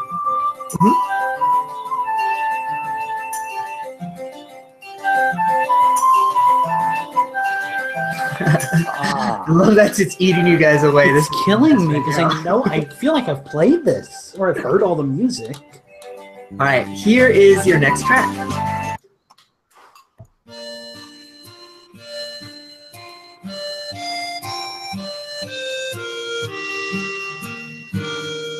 How come my dad threw me off? this I don't- Rune I can't Factory? focus anymore. This is the remake of Rune Factory, isn't it? Yes, it is. This is I forgot what Rune, it's called, like Yeah. Lost Frontiers or something. Rune Factory Frontier. Yes. Very nice. Very nice. Thank- Fun fact, I don't own this game. I want to own this game. Lucas got that one? He did. Okay.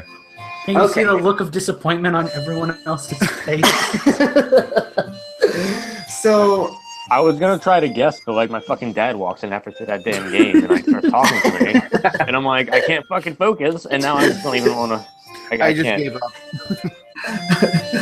Okay, well, Lucas, you were the runaway success story of this Nintendo's game because you had 5 points, but let's see, who had the closest next? I guess it was Justin with 2 and Mike with 1. So yeah, That's depressing.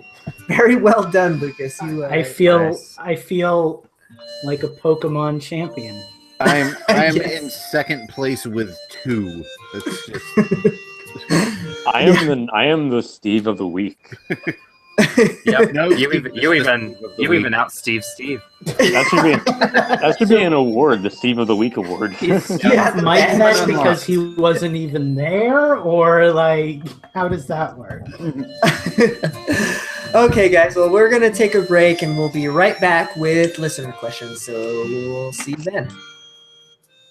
I like. Ah, god damn it! I gotta pee. Yeah, It was fun for me and no one else. I fucking love how I'm just sitting here. I have my dad said he opened like 2 different hangouts, open like a chat bar. And I was like, oh, are you playing Doctor? Oh, I'll see you tomorrow. Like, I'm fucking cold. Leave me alone. You want me to turn the heat on? Just go to fuck this thing. Guys, you probably expect this already, but I'm dropping out after listener questions. Okay, fair enough. Just so you all know, I haven't played anything new. All right, Fair enough. Played some Breath of the Wild, played some random crap on the Switch, and maybe might have played a tiny bit of Metroid, but not really. Eugene spliced that into an outro for Just. Yeah, right. And here's my change to the system. I did nothing. Next topic.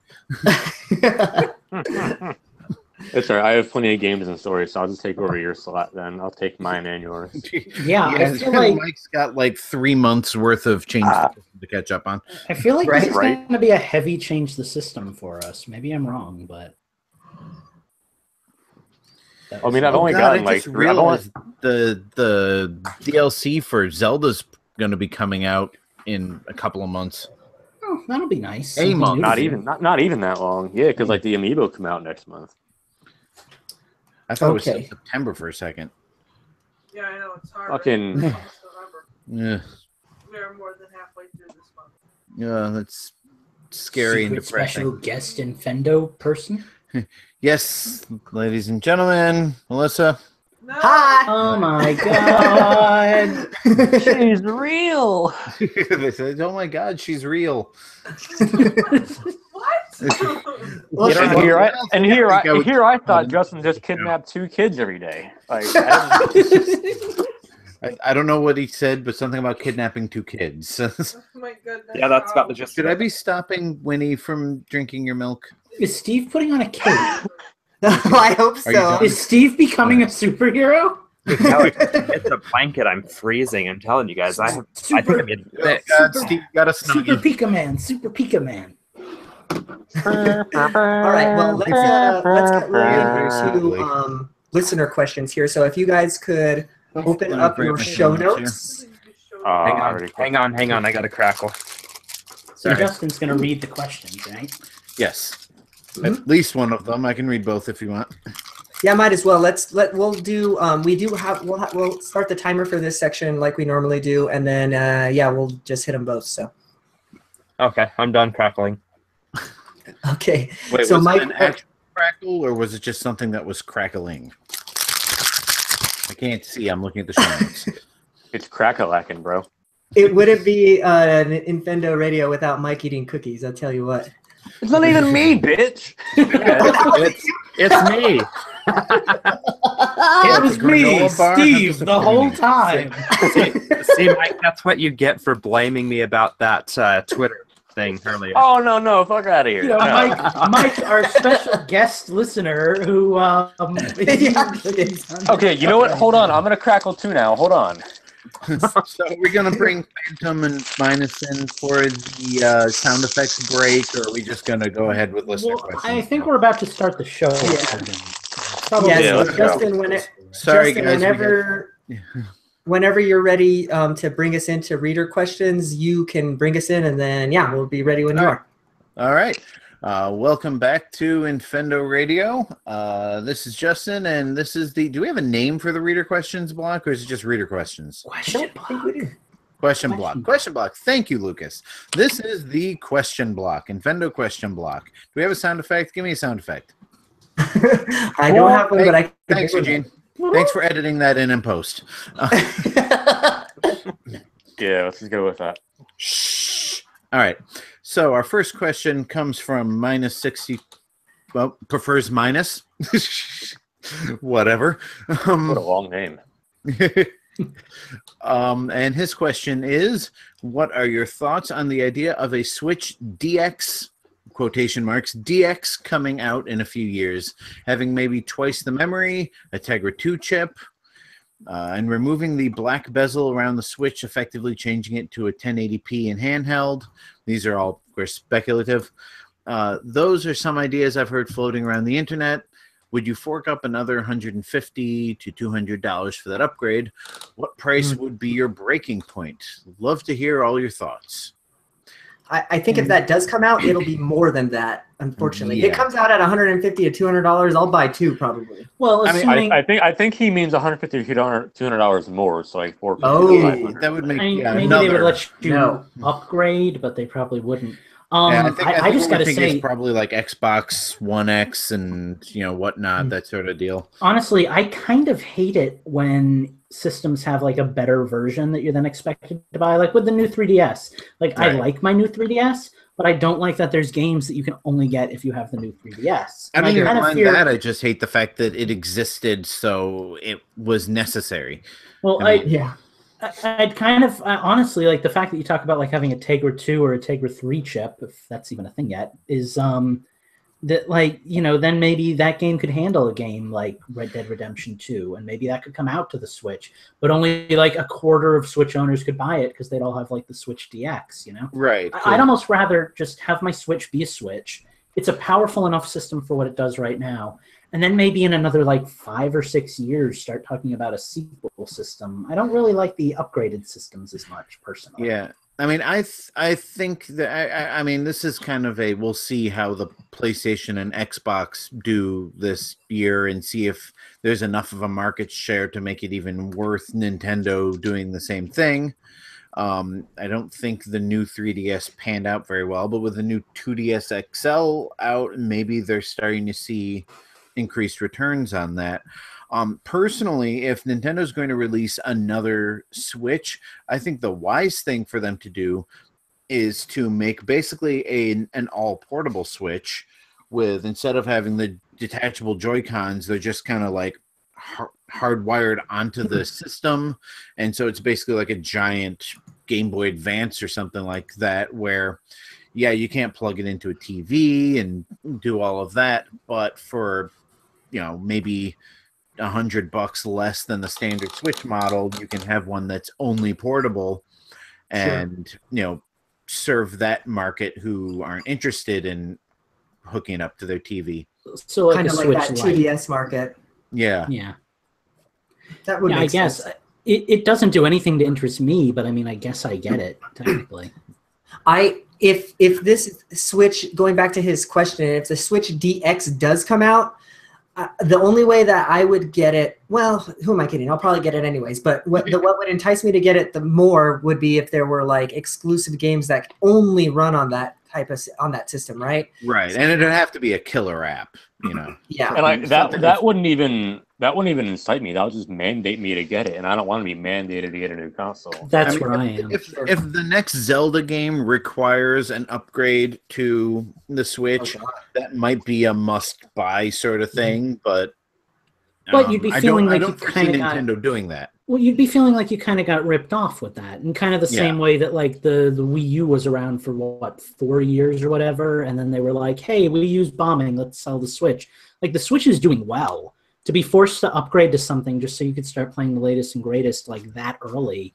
Like, I'm expecting my Switch to be around for a long time. I'm not expecting to have to shell out another like $400 worth of hardware in the future. I'm fully expecting to shell out another $300 probably in about 2 years for a new handheld. For some sort of an upgraded For like a 40S or for another Switch? For another Switch. Oh God, I gotta say, like, I realized the Switch is like a handheld too, but I'm not expecting it, and frankly, I'd be kind of pissed. Like, if all the new Switch does is like have a slightly bigger screen or something, or better resolution, I'm down for that. People can buy that. I don't have to buy it. Yeah. But if it's anything like the new 3DS, where I have to like, there's games I want to play and I can only play them on that system, that's gonna piss me off. Like, Sure. I invested in this. Well, that's the thing. I invested in this system. The system's doing well. It's like a relief finally to have a system that's doing well and to not expect to have to pay any more money for, you know, your Nintendo gaming. For now, here's a question, because I'm looking all over this thing, and there's definitely no place, you know, like most Nintendo systems have an expansion port. There's nothing like that on here. Now, what if Nintendo in a couple of years released an upgraded Switch dock that added a little horsepower to the Switch? Would you be willing to spend like $150 on a dock that makes it more powerful? I play a lot of games handheld, so that wouldn't really do much for me, you know? I've used my dock like twice since I got the Switch. So yeah, it wouldn't interest me at all. See, here's where I'm at on this. I think that when the next Switch or the next upgrade or even the next console comes out, that's going to kind of be dictated by the market. So like Sony and Microsoft already have consoles that are kind of looking a little dated now, right? I imagine that within the next 2, 3, 4 years, they're probably going to be wanting to make the PS4 and the Xbox Infinity, whatever the hell they're going to call it. You mean the PS5? Or yeah, PS5 and Xbox Infinity, whatever the hell that they're going to be called. But I think that that'll be some other backwards ass name like the One. Right. But I think when that happens, Nintendo will start to think that maybe it's time to upgrade, maybe a little incremental upgrade, so then they can still get those ports from those games over to the Switch.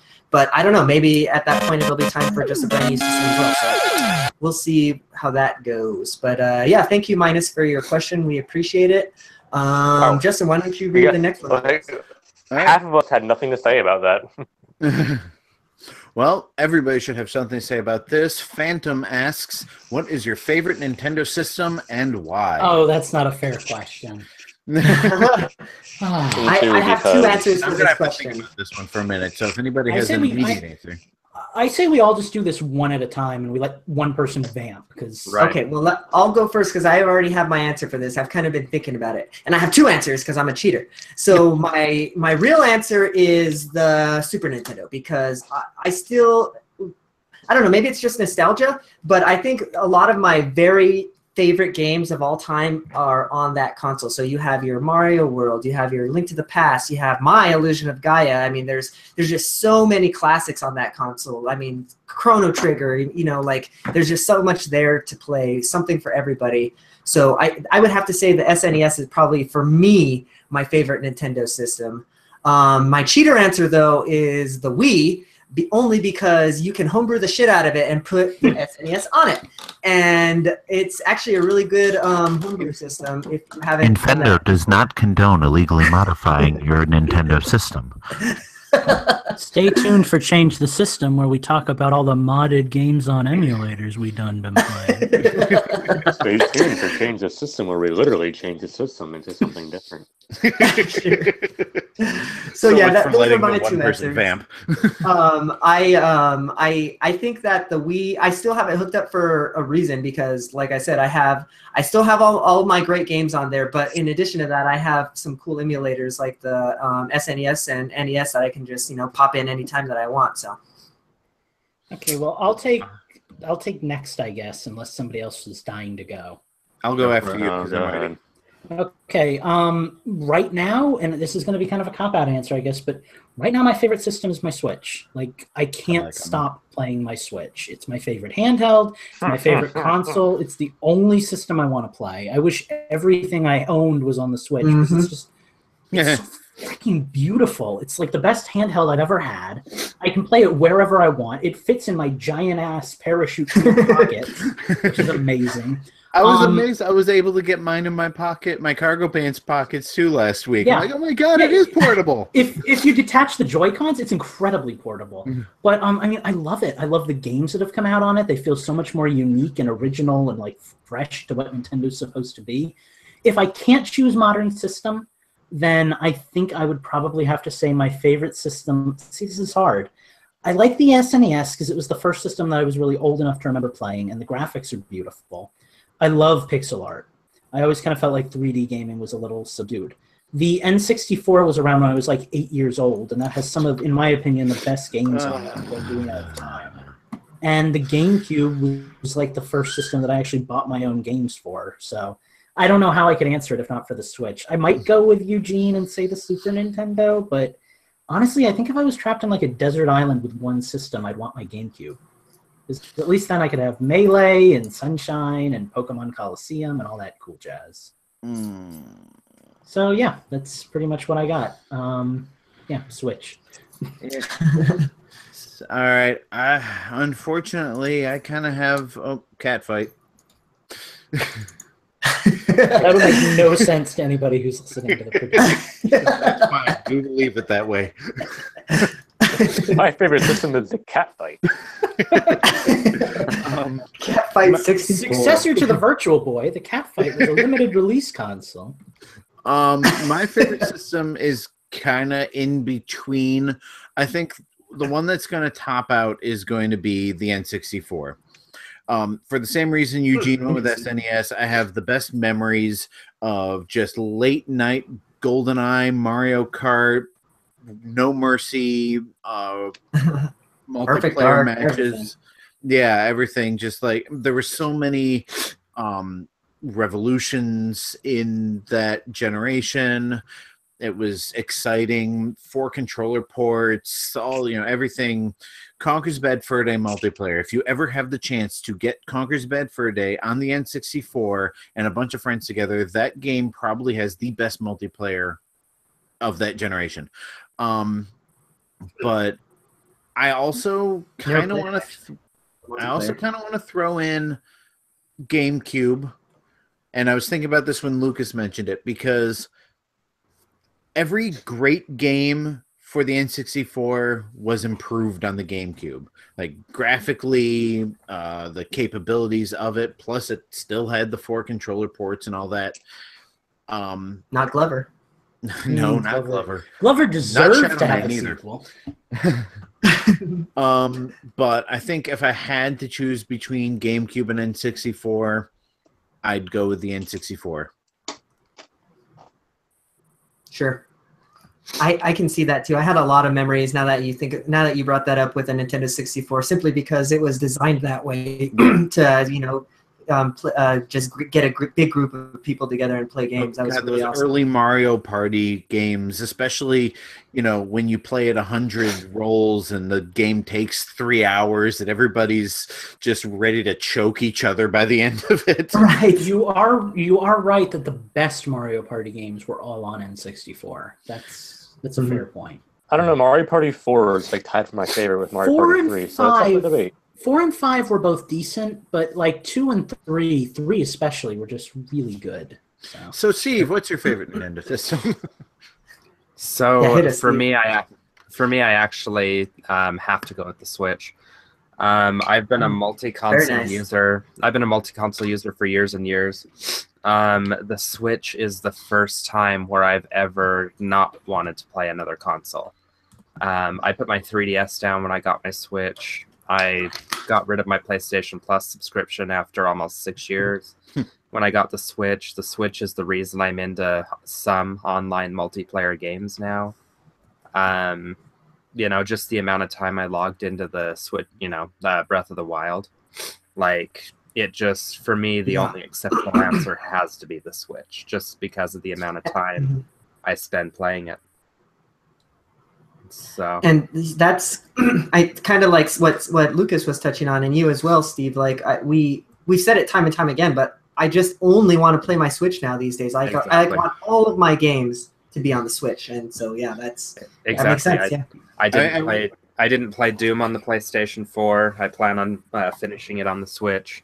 I didn't play Skyrim on the PlayStation 3 or 4. I plan on doing that one on the Switch. It's just where I play.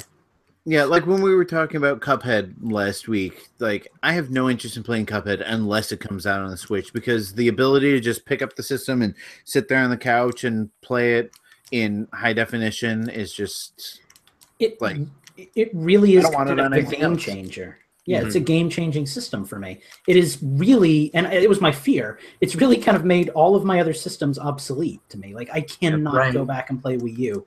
It just feels like such a cheap, broken system compared to the Switch.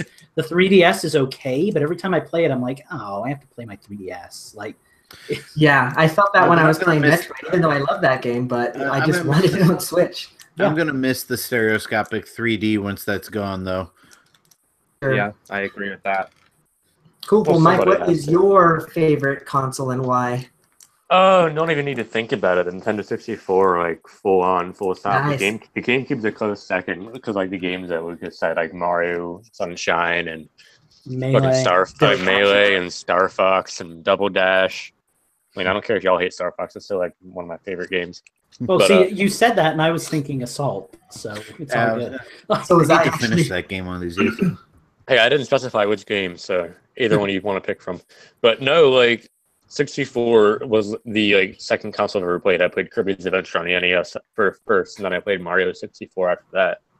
But like, I love the polygonal design and everything. I love how like I get so much more nostalgia, and I feel like the Nintendo 64 artwork from the boxes, like the box art to the stickers on the games.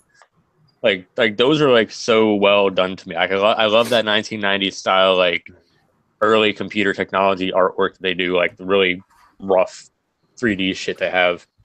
That I feel so like at home in that. Like I love like the and most of the games are simplistic anymore. I break the hell out of them and speedrun them and do whatever I want with them. But I will say, since I've been playing an N64 for the past couple of weeks, some of those games do not age well at all. Hello, Cattail. I mean, they might not age well, but they age good enough for me in my mind, and that just makes me feel happy. Yeah. And like, I don't know, man. Like, it's just, there's no other comparison for me. I don't need to think about it. It's just like I have all my memories on there. I have all like my growing up on that fucking console. The GameCube comes so close, but like the GameCube, you know, for as awesome as it is, doesn't touch me in ways that Pokemon Stadium does, and fucking Star Fox 64 and Mario Kart 64. And what are you using that Rumble Pack for? Bro, I have like 2 expansion packs right now, if you know what I mean. While we're on the subject, since we've kind of cleared our lists and we have a little time left, I gotta say the controller makes so much, like, for me, between which system I like. Like, every controller is so unique on a Nintendo system. The NES controller, as uncomfortable as it was, brings back so much nostalgia. I love the Super Nintendo controller. Same with the N64 controller. It was clunky, but God, did I love it. If you replace that joystick with one modeled after the GameCube joystick, that is like the perfect 3D gaming controller. You said that before. Yeah, and I've actually I'll send you guys a link to the one that I have too. Yeah, I've actually seen that online before too. Well, then you go into things like the GameCube and things get more streamlined and the controller kind of fades away from being important. But those first few systems, the controllers were just so key, you know? I think the GameCube controller is probably the perfect controller. I love the shape and feel. And you know what I didn't like about the GameCube controller besides the weird C-stick?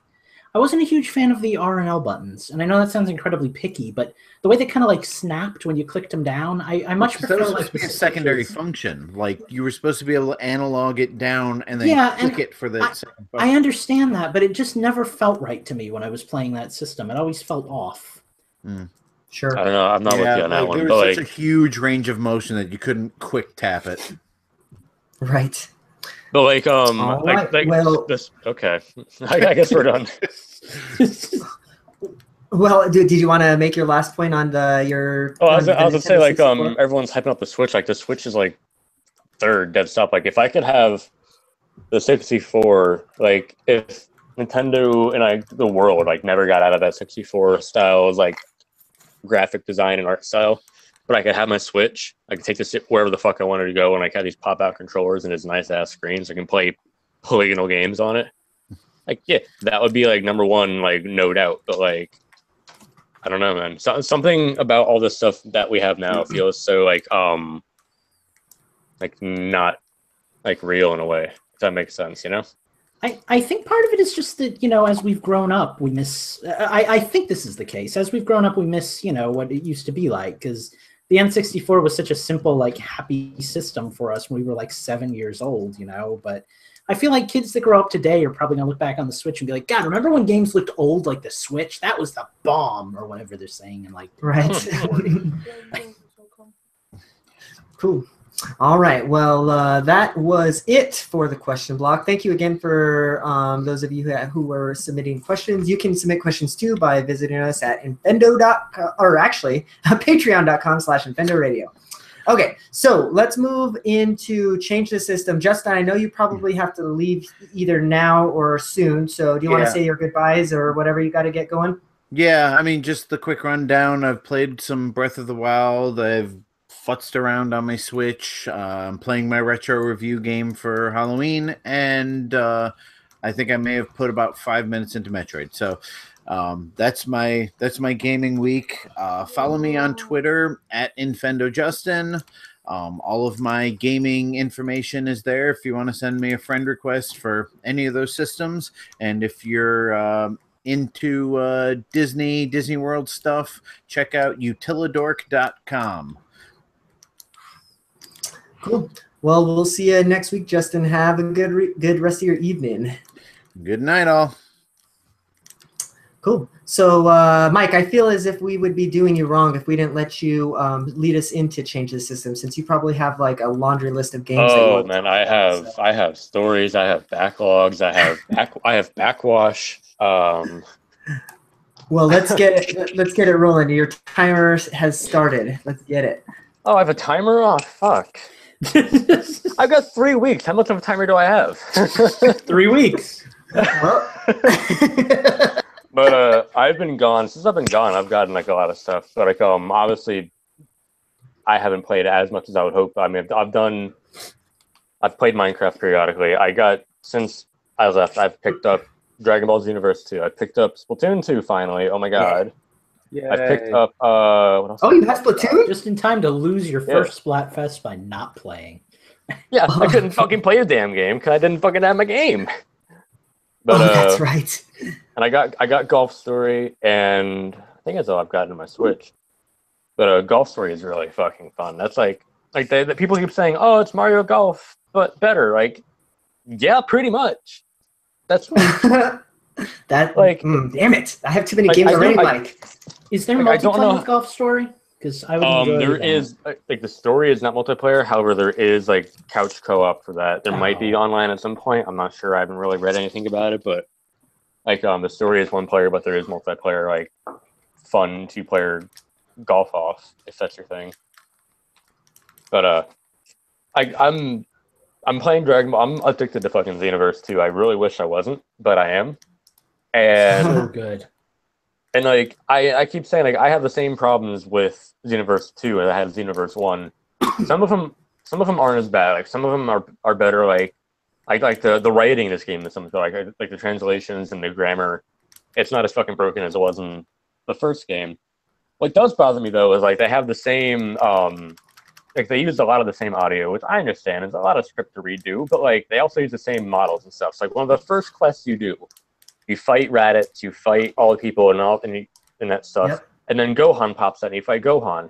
And he's like, ah! But like he fucking like but like here, I'll turn my camera on my phone. Like when he comes in, when he spawns, his character model is nothing except like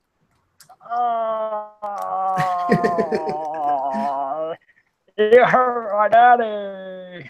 It's like, and it's fucking broken, and it was like that in the first game. And it's like, why would you not fix that? Like, who broke your jaw, dude? Like, and most of the characters, like, they come in, they spawn, and they have like this kind of weird, like, broken fucking facial features, and like, that bugs me on like design level, but it doesn't take away from the game.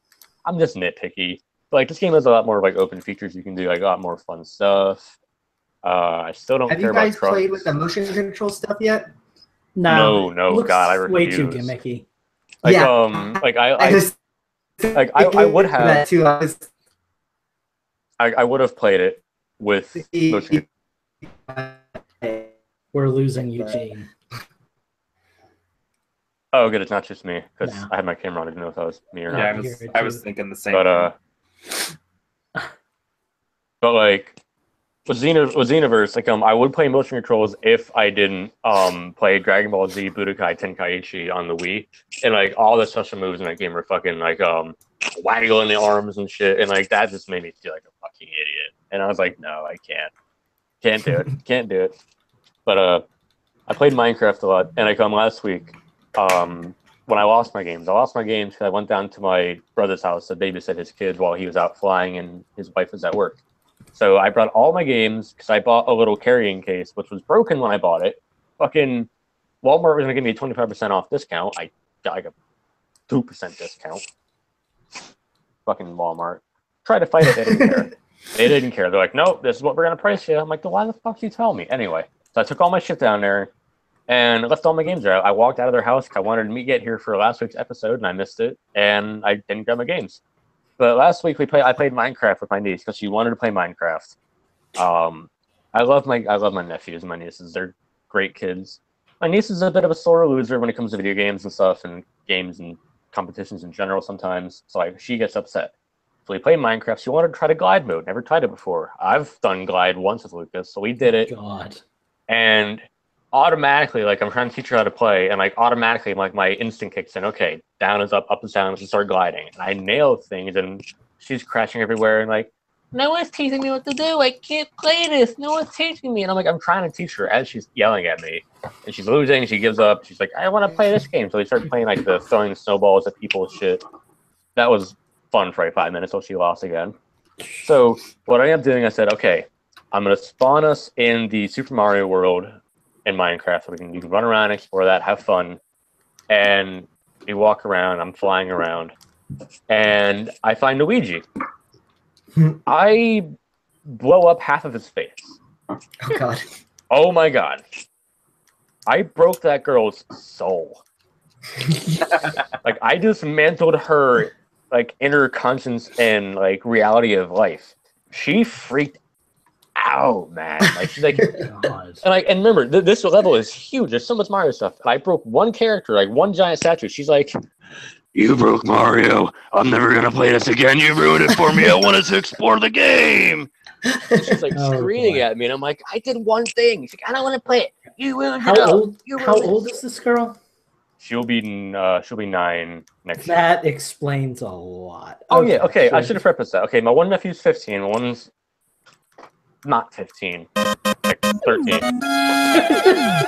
Okay, can I get Justin's time, Elise? Come on. That's a bit tough. I'll give you a few more minutes. Keep going. Okay, thank you. And I broke her spirit, and I started lighting things on fire and blowing Luigi up, and she was just like, whatever, I don't care. I want to blow it up too. And then she was kind of having fun with that, didn't have fun with that. And she turned that off. I said, okay, no more Minecraft.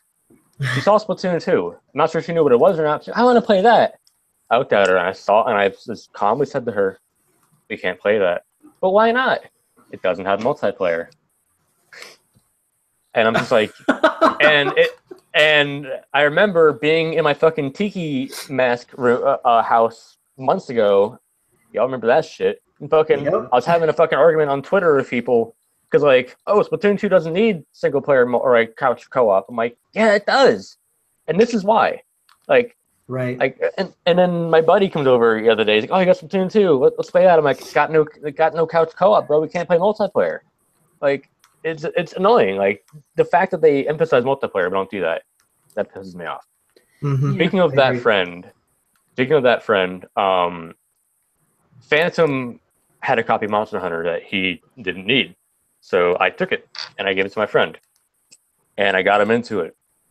And I was kind of nervous because like he has a regular 3DS, so it's old, it's small. doesn't have all the fun stuff. So like it's kind of hard to play that game on a tiny little device. But Sure. he says he's gonna get a new 2DS eventually because he has the money for it. He's a fucking doctor.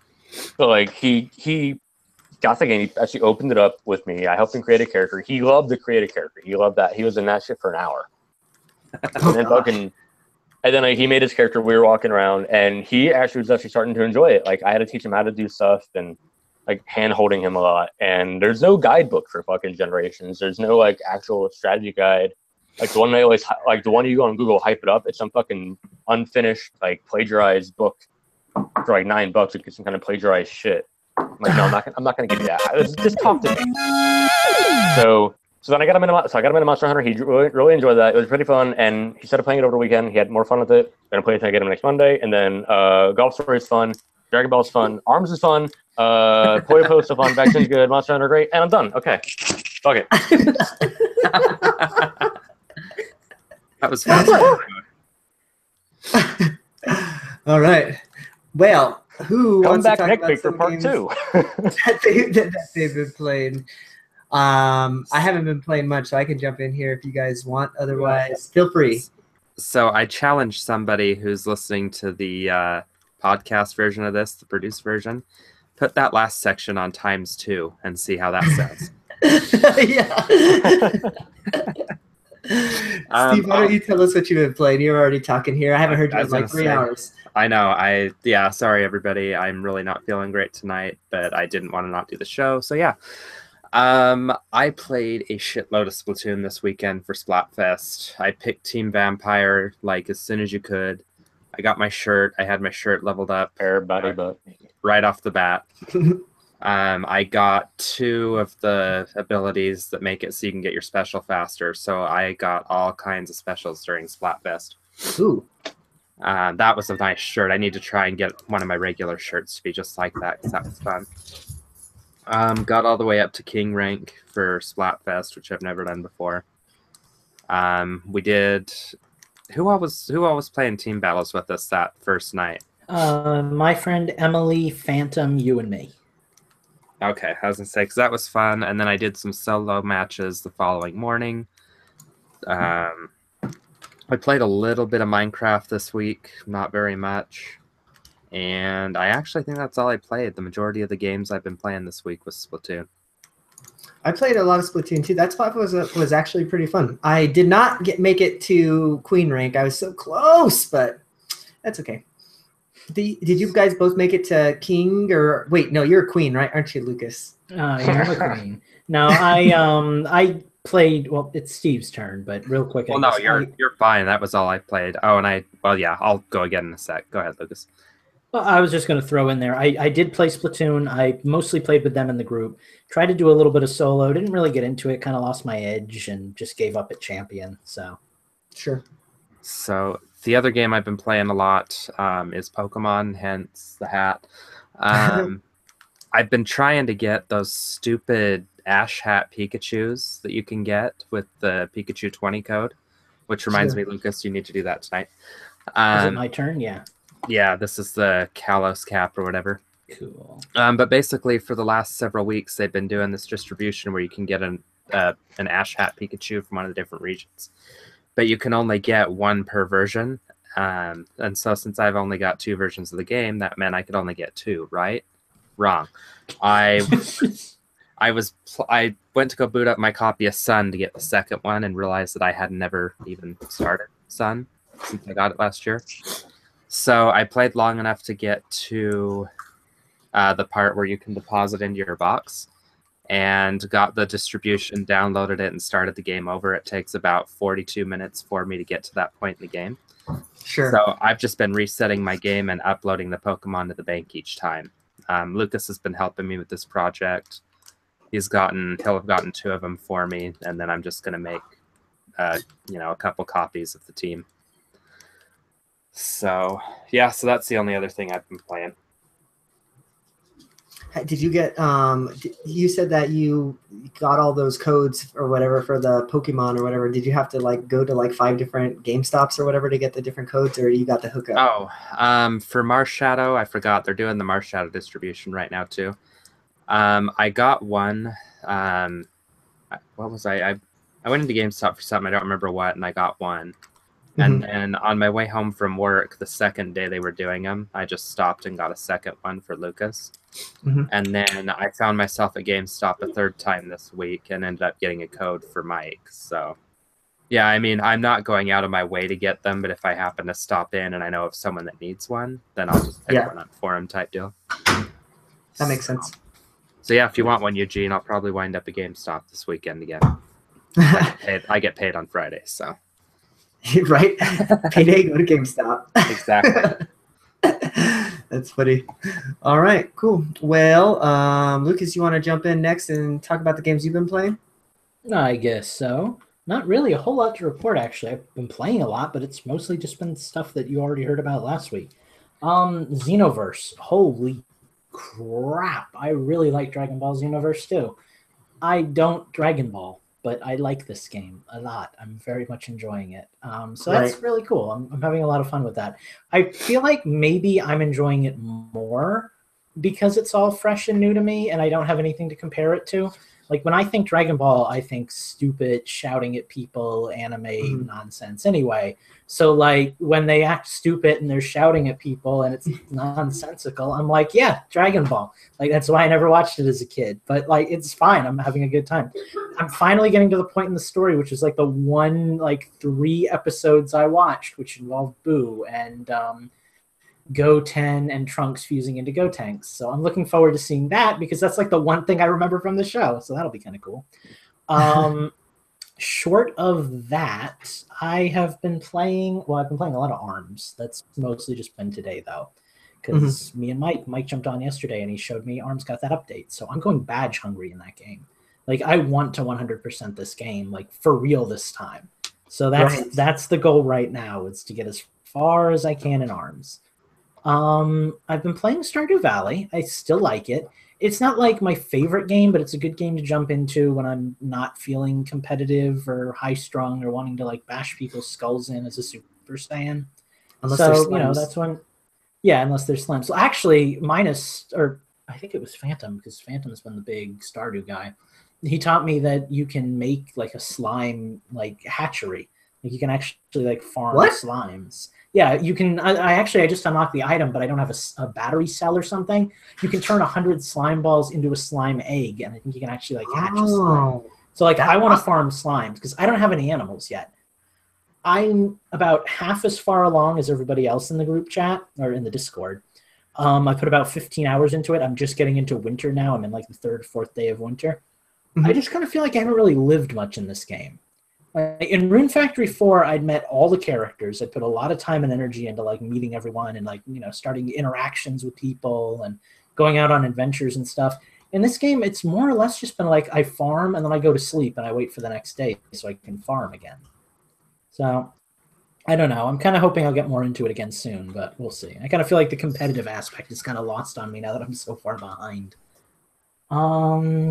Yeah, not too much else. I mean, I played Splatfest. You heard about that. We won because we're Team Vampire. We're amazing.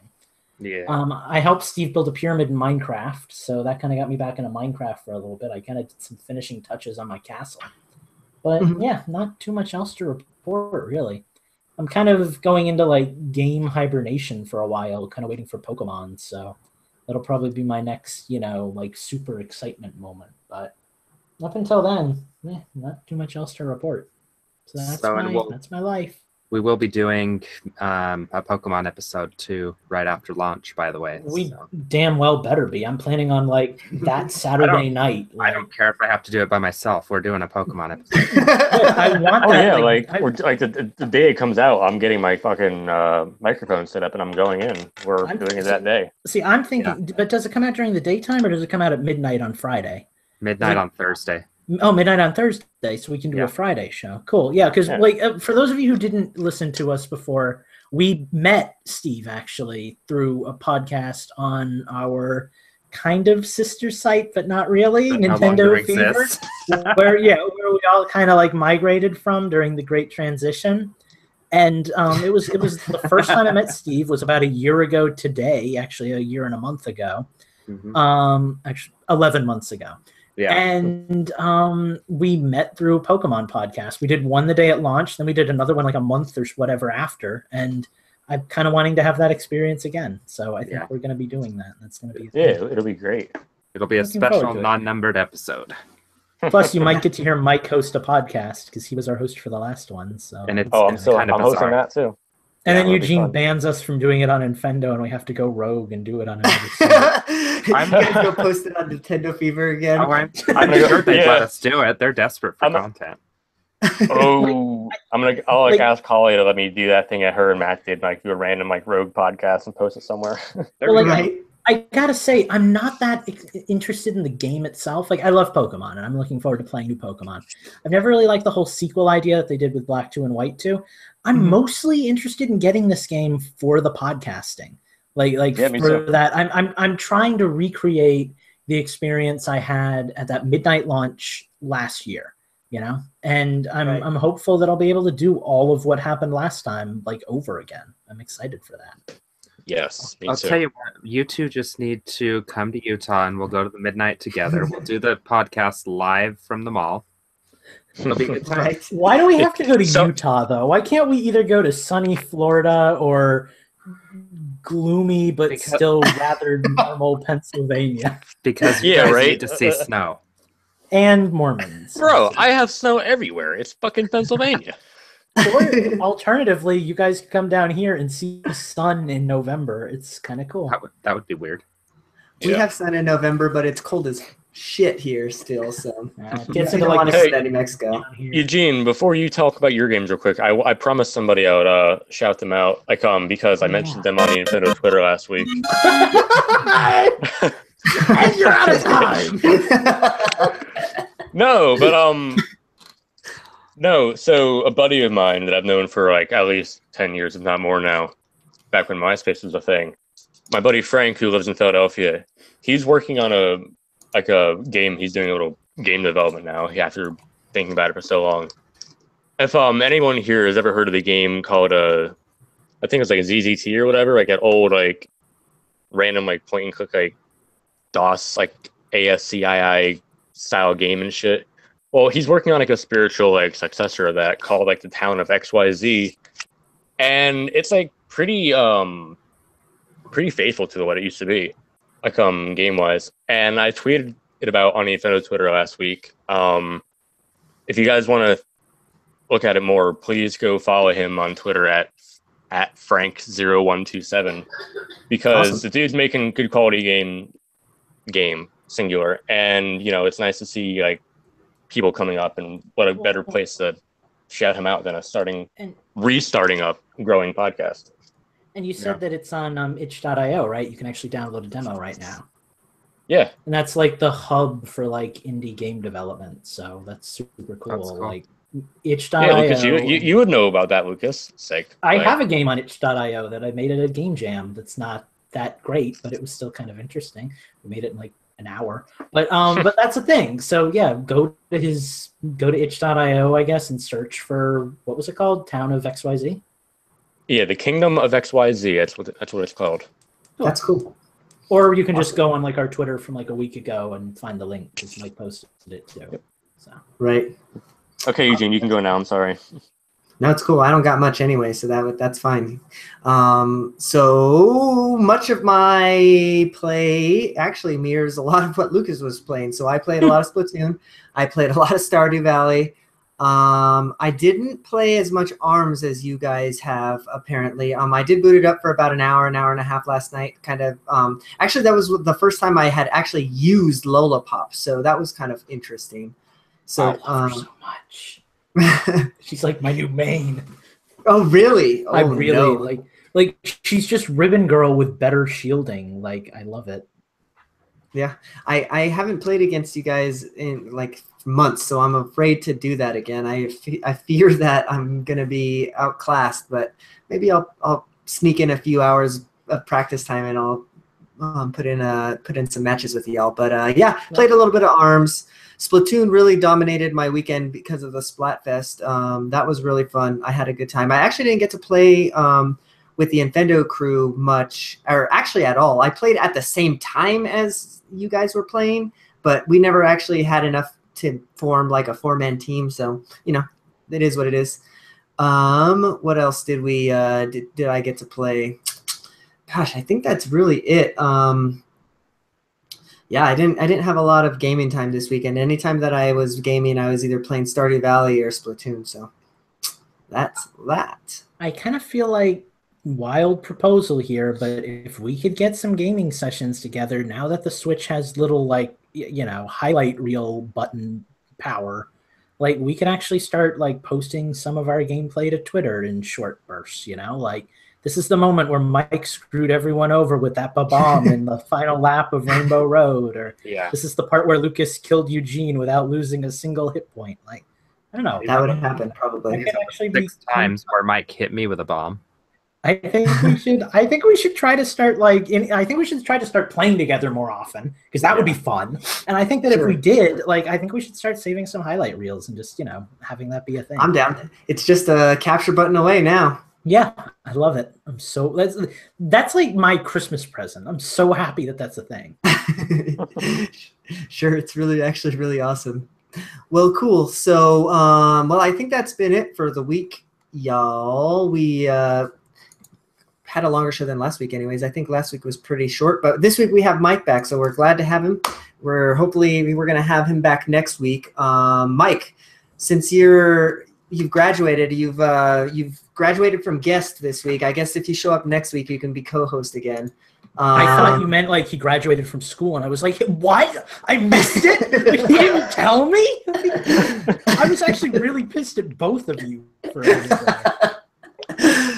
So where can we find you on the internet, Mike, when you're not studying animal genitalia? Wow, way to make you sound like an asshole or like a creepy person. But you can follow me on Twitter at Mike_the_poet. Despite being a now frequent every week guest host on the show, my Twitter is still the same, and I still post on the Infendo Twitter often. So I don't care what you guys label me as, I am still here. That's funny. Steve, where can we find you at when you're not drugged up with NyQuil trying to get over your whatever illness you have ailing you? You can find me at Gentis1 on Twitter. And probably... We can't read that, Steve. It's all garbled. Yeah, well, what can I say? My internet here in Utah is lovely. You can follow me on Twitter at... So, yeah, Gentis1 on Twitter, and I may actually start posting some YouTube videos soon of some of this Switch gameplay, just little 30-second ones. So I'll hit up my pinned tweet, and it's got my YouTube link on there. Cool. Awesome. What about you, Lucas? Where can we find you this week? This week? Oh, I see. You can find me on Twitter at Mike_DA_parrot. That's where I live my virtual life. If you want updates on my game that I'm working on, you can find that at LucasPeace_. I had to pick a name that worked, and that's what I went with. Lucas with a K, peace as in like peace out, dog. Yeah, so that's where I post like game updates. I'm working. I promise I'm working. I'm like streamlining everything right now and trying to make it into a playable game because most of the grunt work is done. Unfortunately, that also means most of the creative stuff is done, and that's where I lag behind because I hate programming stuff, even when it's visual. But anyway, enough about that. Nobody asked about that. YouTube is Sigma. You can find me there. And I posted an ARMS gameplay today. It's really bad quality, but you can make everything out, so that's something.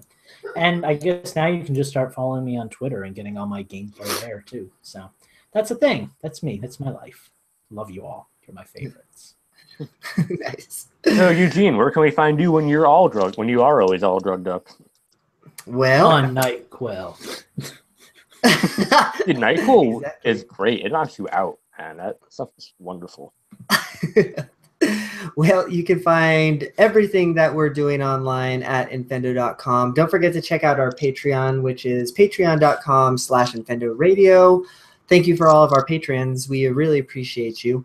You can find my personal Twitter at Infendo Eugene, and of course you can find Infendo at Infendo. Be sure to join our Discord channel there. You can look at the signature, and I believe it's still a pinned tweet. But if not, you can just look at the description. Okay, that's good. Then, yeah, you can look there or look at the description and join our Discord channel. We'd love to have you. All right, guys. I think that's it for the week. What say we get out of here? What about our Patreon shout-outs? Yeah, we'll do that. We'll do that as after we close the show, because it's going to be like kind of a different thing. But yeah. Oh, okay. We'll do that here. So, all right, guys. We will see you all next week. Thank you so much for joining us. We love y'all. Bye-bye. Bye-bye. Bye. You are the highlight of my week. Don't tell me I said that. Okay. It's time for you to leave now. The show's over. Go away. Okay, so since Justin's gone, we'll have to do somebody will have to take two. So I'll take two. That'll work. So yeah, I guess now will be our shout out section. So thank you guys, everybody, one and all, for being part of our Patreon. We really appreciate you. This is the moment we're going to thank y'all. So Lucas, why don't you take us away? Actually, can someone else take us away, because I accidentally closed the show notes, forgetting it's also where we put the people that we're thanking. So Mike, take us away with that first name on that jolly old list. And do it slow. You hear me, Mike? Slow, as if you were stalling for time. As I see that, to our brand the only one that has the show notes open besides me. I guess we're going to be stalling for a little bit. There's Mike. So thank you to the one and hopefully only brand new Patreon, Dan Euster, who I have not seen on the chat before, and I don't know his name, but I hope to get to know you very well. That was just a little creepy, but still. No, but thank you, Dan Euster, for subbing to our Patreon and liking our content enough to support us. There you go. Yeah, we really appreciate you. Now that Lucas is done stalling, I can be serious and stuff. Thank you. We appreciate you a lot. Hi. And now I have the show notes open and am scrolling to the bottom of the page and can say thank you to one Mr. Michael Grella for being one of our patrons. That is actually really cool. I guess this is also the point where I should say, if you'd rather have your nickname on, just like change your Patreon name, because we go by your Patreon name. We don't want to give out your name if you don't want it. We don't want to give you a nickname if you'd rather have your real name. So for this wonderful first thank you in a long lineup of thank yous to one and all, I thank Michael Grella from the bottom of my itty bitty heart. Very nice. All right, why don't you take our next one, Steve? I'm gonna go out of line here, and actually, can I take two, Eugene? Sure. Why don't you take two for us? All right. I would like to thank Heather the White for being Heather the White. Heather the White, as I call her, our loyal scorekeeper who's been busy lately. But Heather, thank you for being a patron. We greatly appreciate it. And watch out for Heather the Gray. Or Heather the Black. I don't know. Oh, man. And then -64. Another faithful listener, one of the ones that we've had the pleasure of playing with. Thank you so much for being one of our patrons. We greatly appreciate it. You are awesome. Awesome. And I suppose that leaves me with Andy Searson. Andy, you are actually one of the very, very first people that I remember interacting with Infendo, because you had written us in an email when it was, I believe it was just me, Justin, and Mike. So that was really awesome to see that we were actually having listeners and having people to interact with us before we were even doing the live show. So and it was cool for him because, like, he was like overseas. Like, we didn't know he was like who he was. He's like, oh, here in like Bangladesh or where was it, Bangkok, Bangladesh, whatever.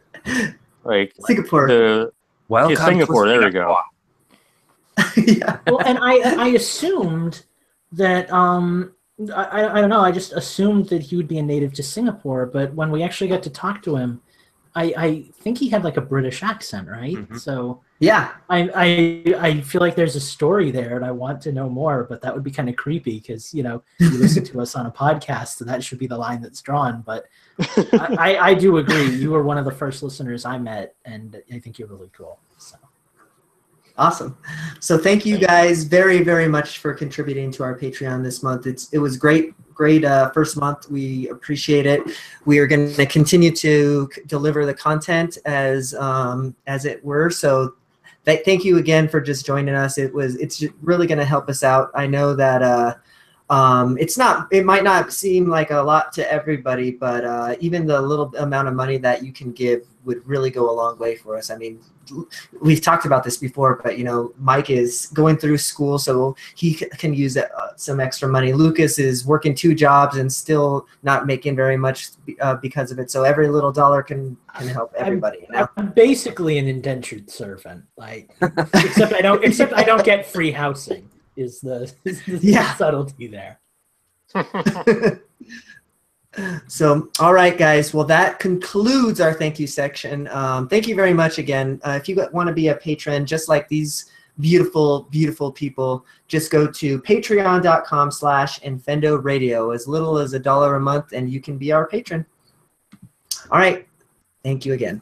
I don't know how else I can say thank you. Eugene, I think at the end of that, you need to phase in Marilyn Manson's The Beautiful People. Wow, that's a deep cut. That's a deep right. Friend, travel down the road and back again. Your heart is true. You're a pal and a confidant. Get it, If you threw a party and invited everyone you knew, you would see the biggest gift would be from me. No, and the card attached would say, thank you for being a friend. Oh my god. Lucas? Straight to the outtakes with that one. Yeah. Lucas. No, that's going in the produced show. That was beautiful, Lucas. I love you. That was beautiful. Okay, Eugene will auto-tune it in post. Yeah. Right. Right. Well, Midas and Phantom, you guys feel free to join in. You guys, we're done with the show, so they're already here. I was making sure I could talk. Holy fuck, Minus has a face. And a rather fashionable beanie. My god, you've missed a lot, Mike. Yeah, right. My god, you've missed me. You know that they've also written for the site, right? At least Phantom has. I haven't yet. Yeah.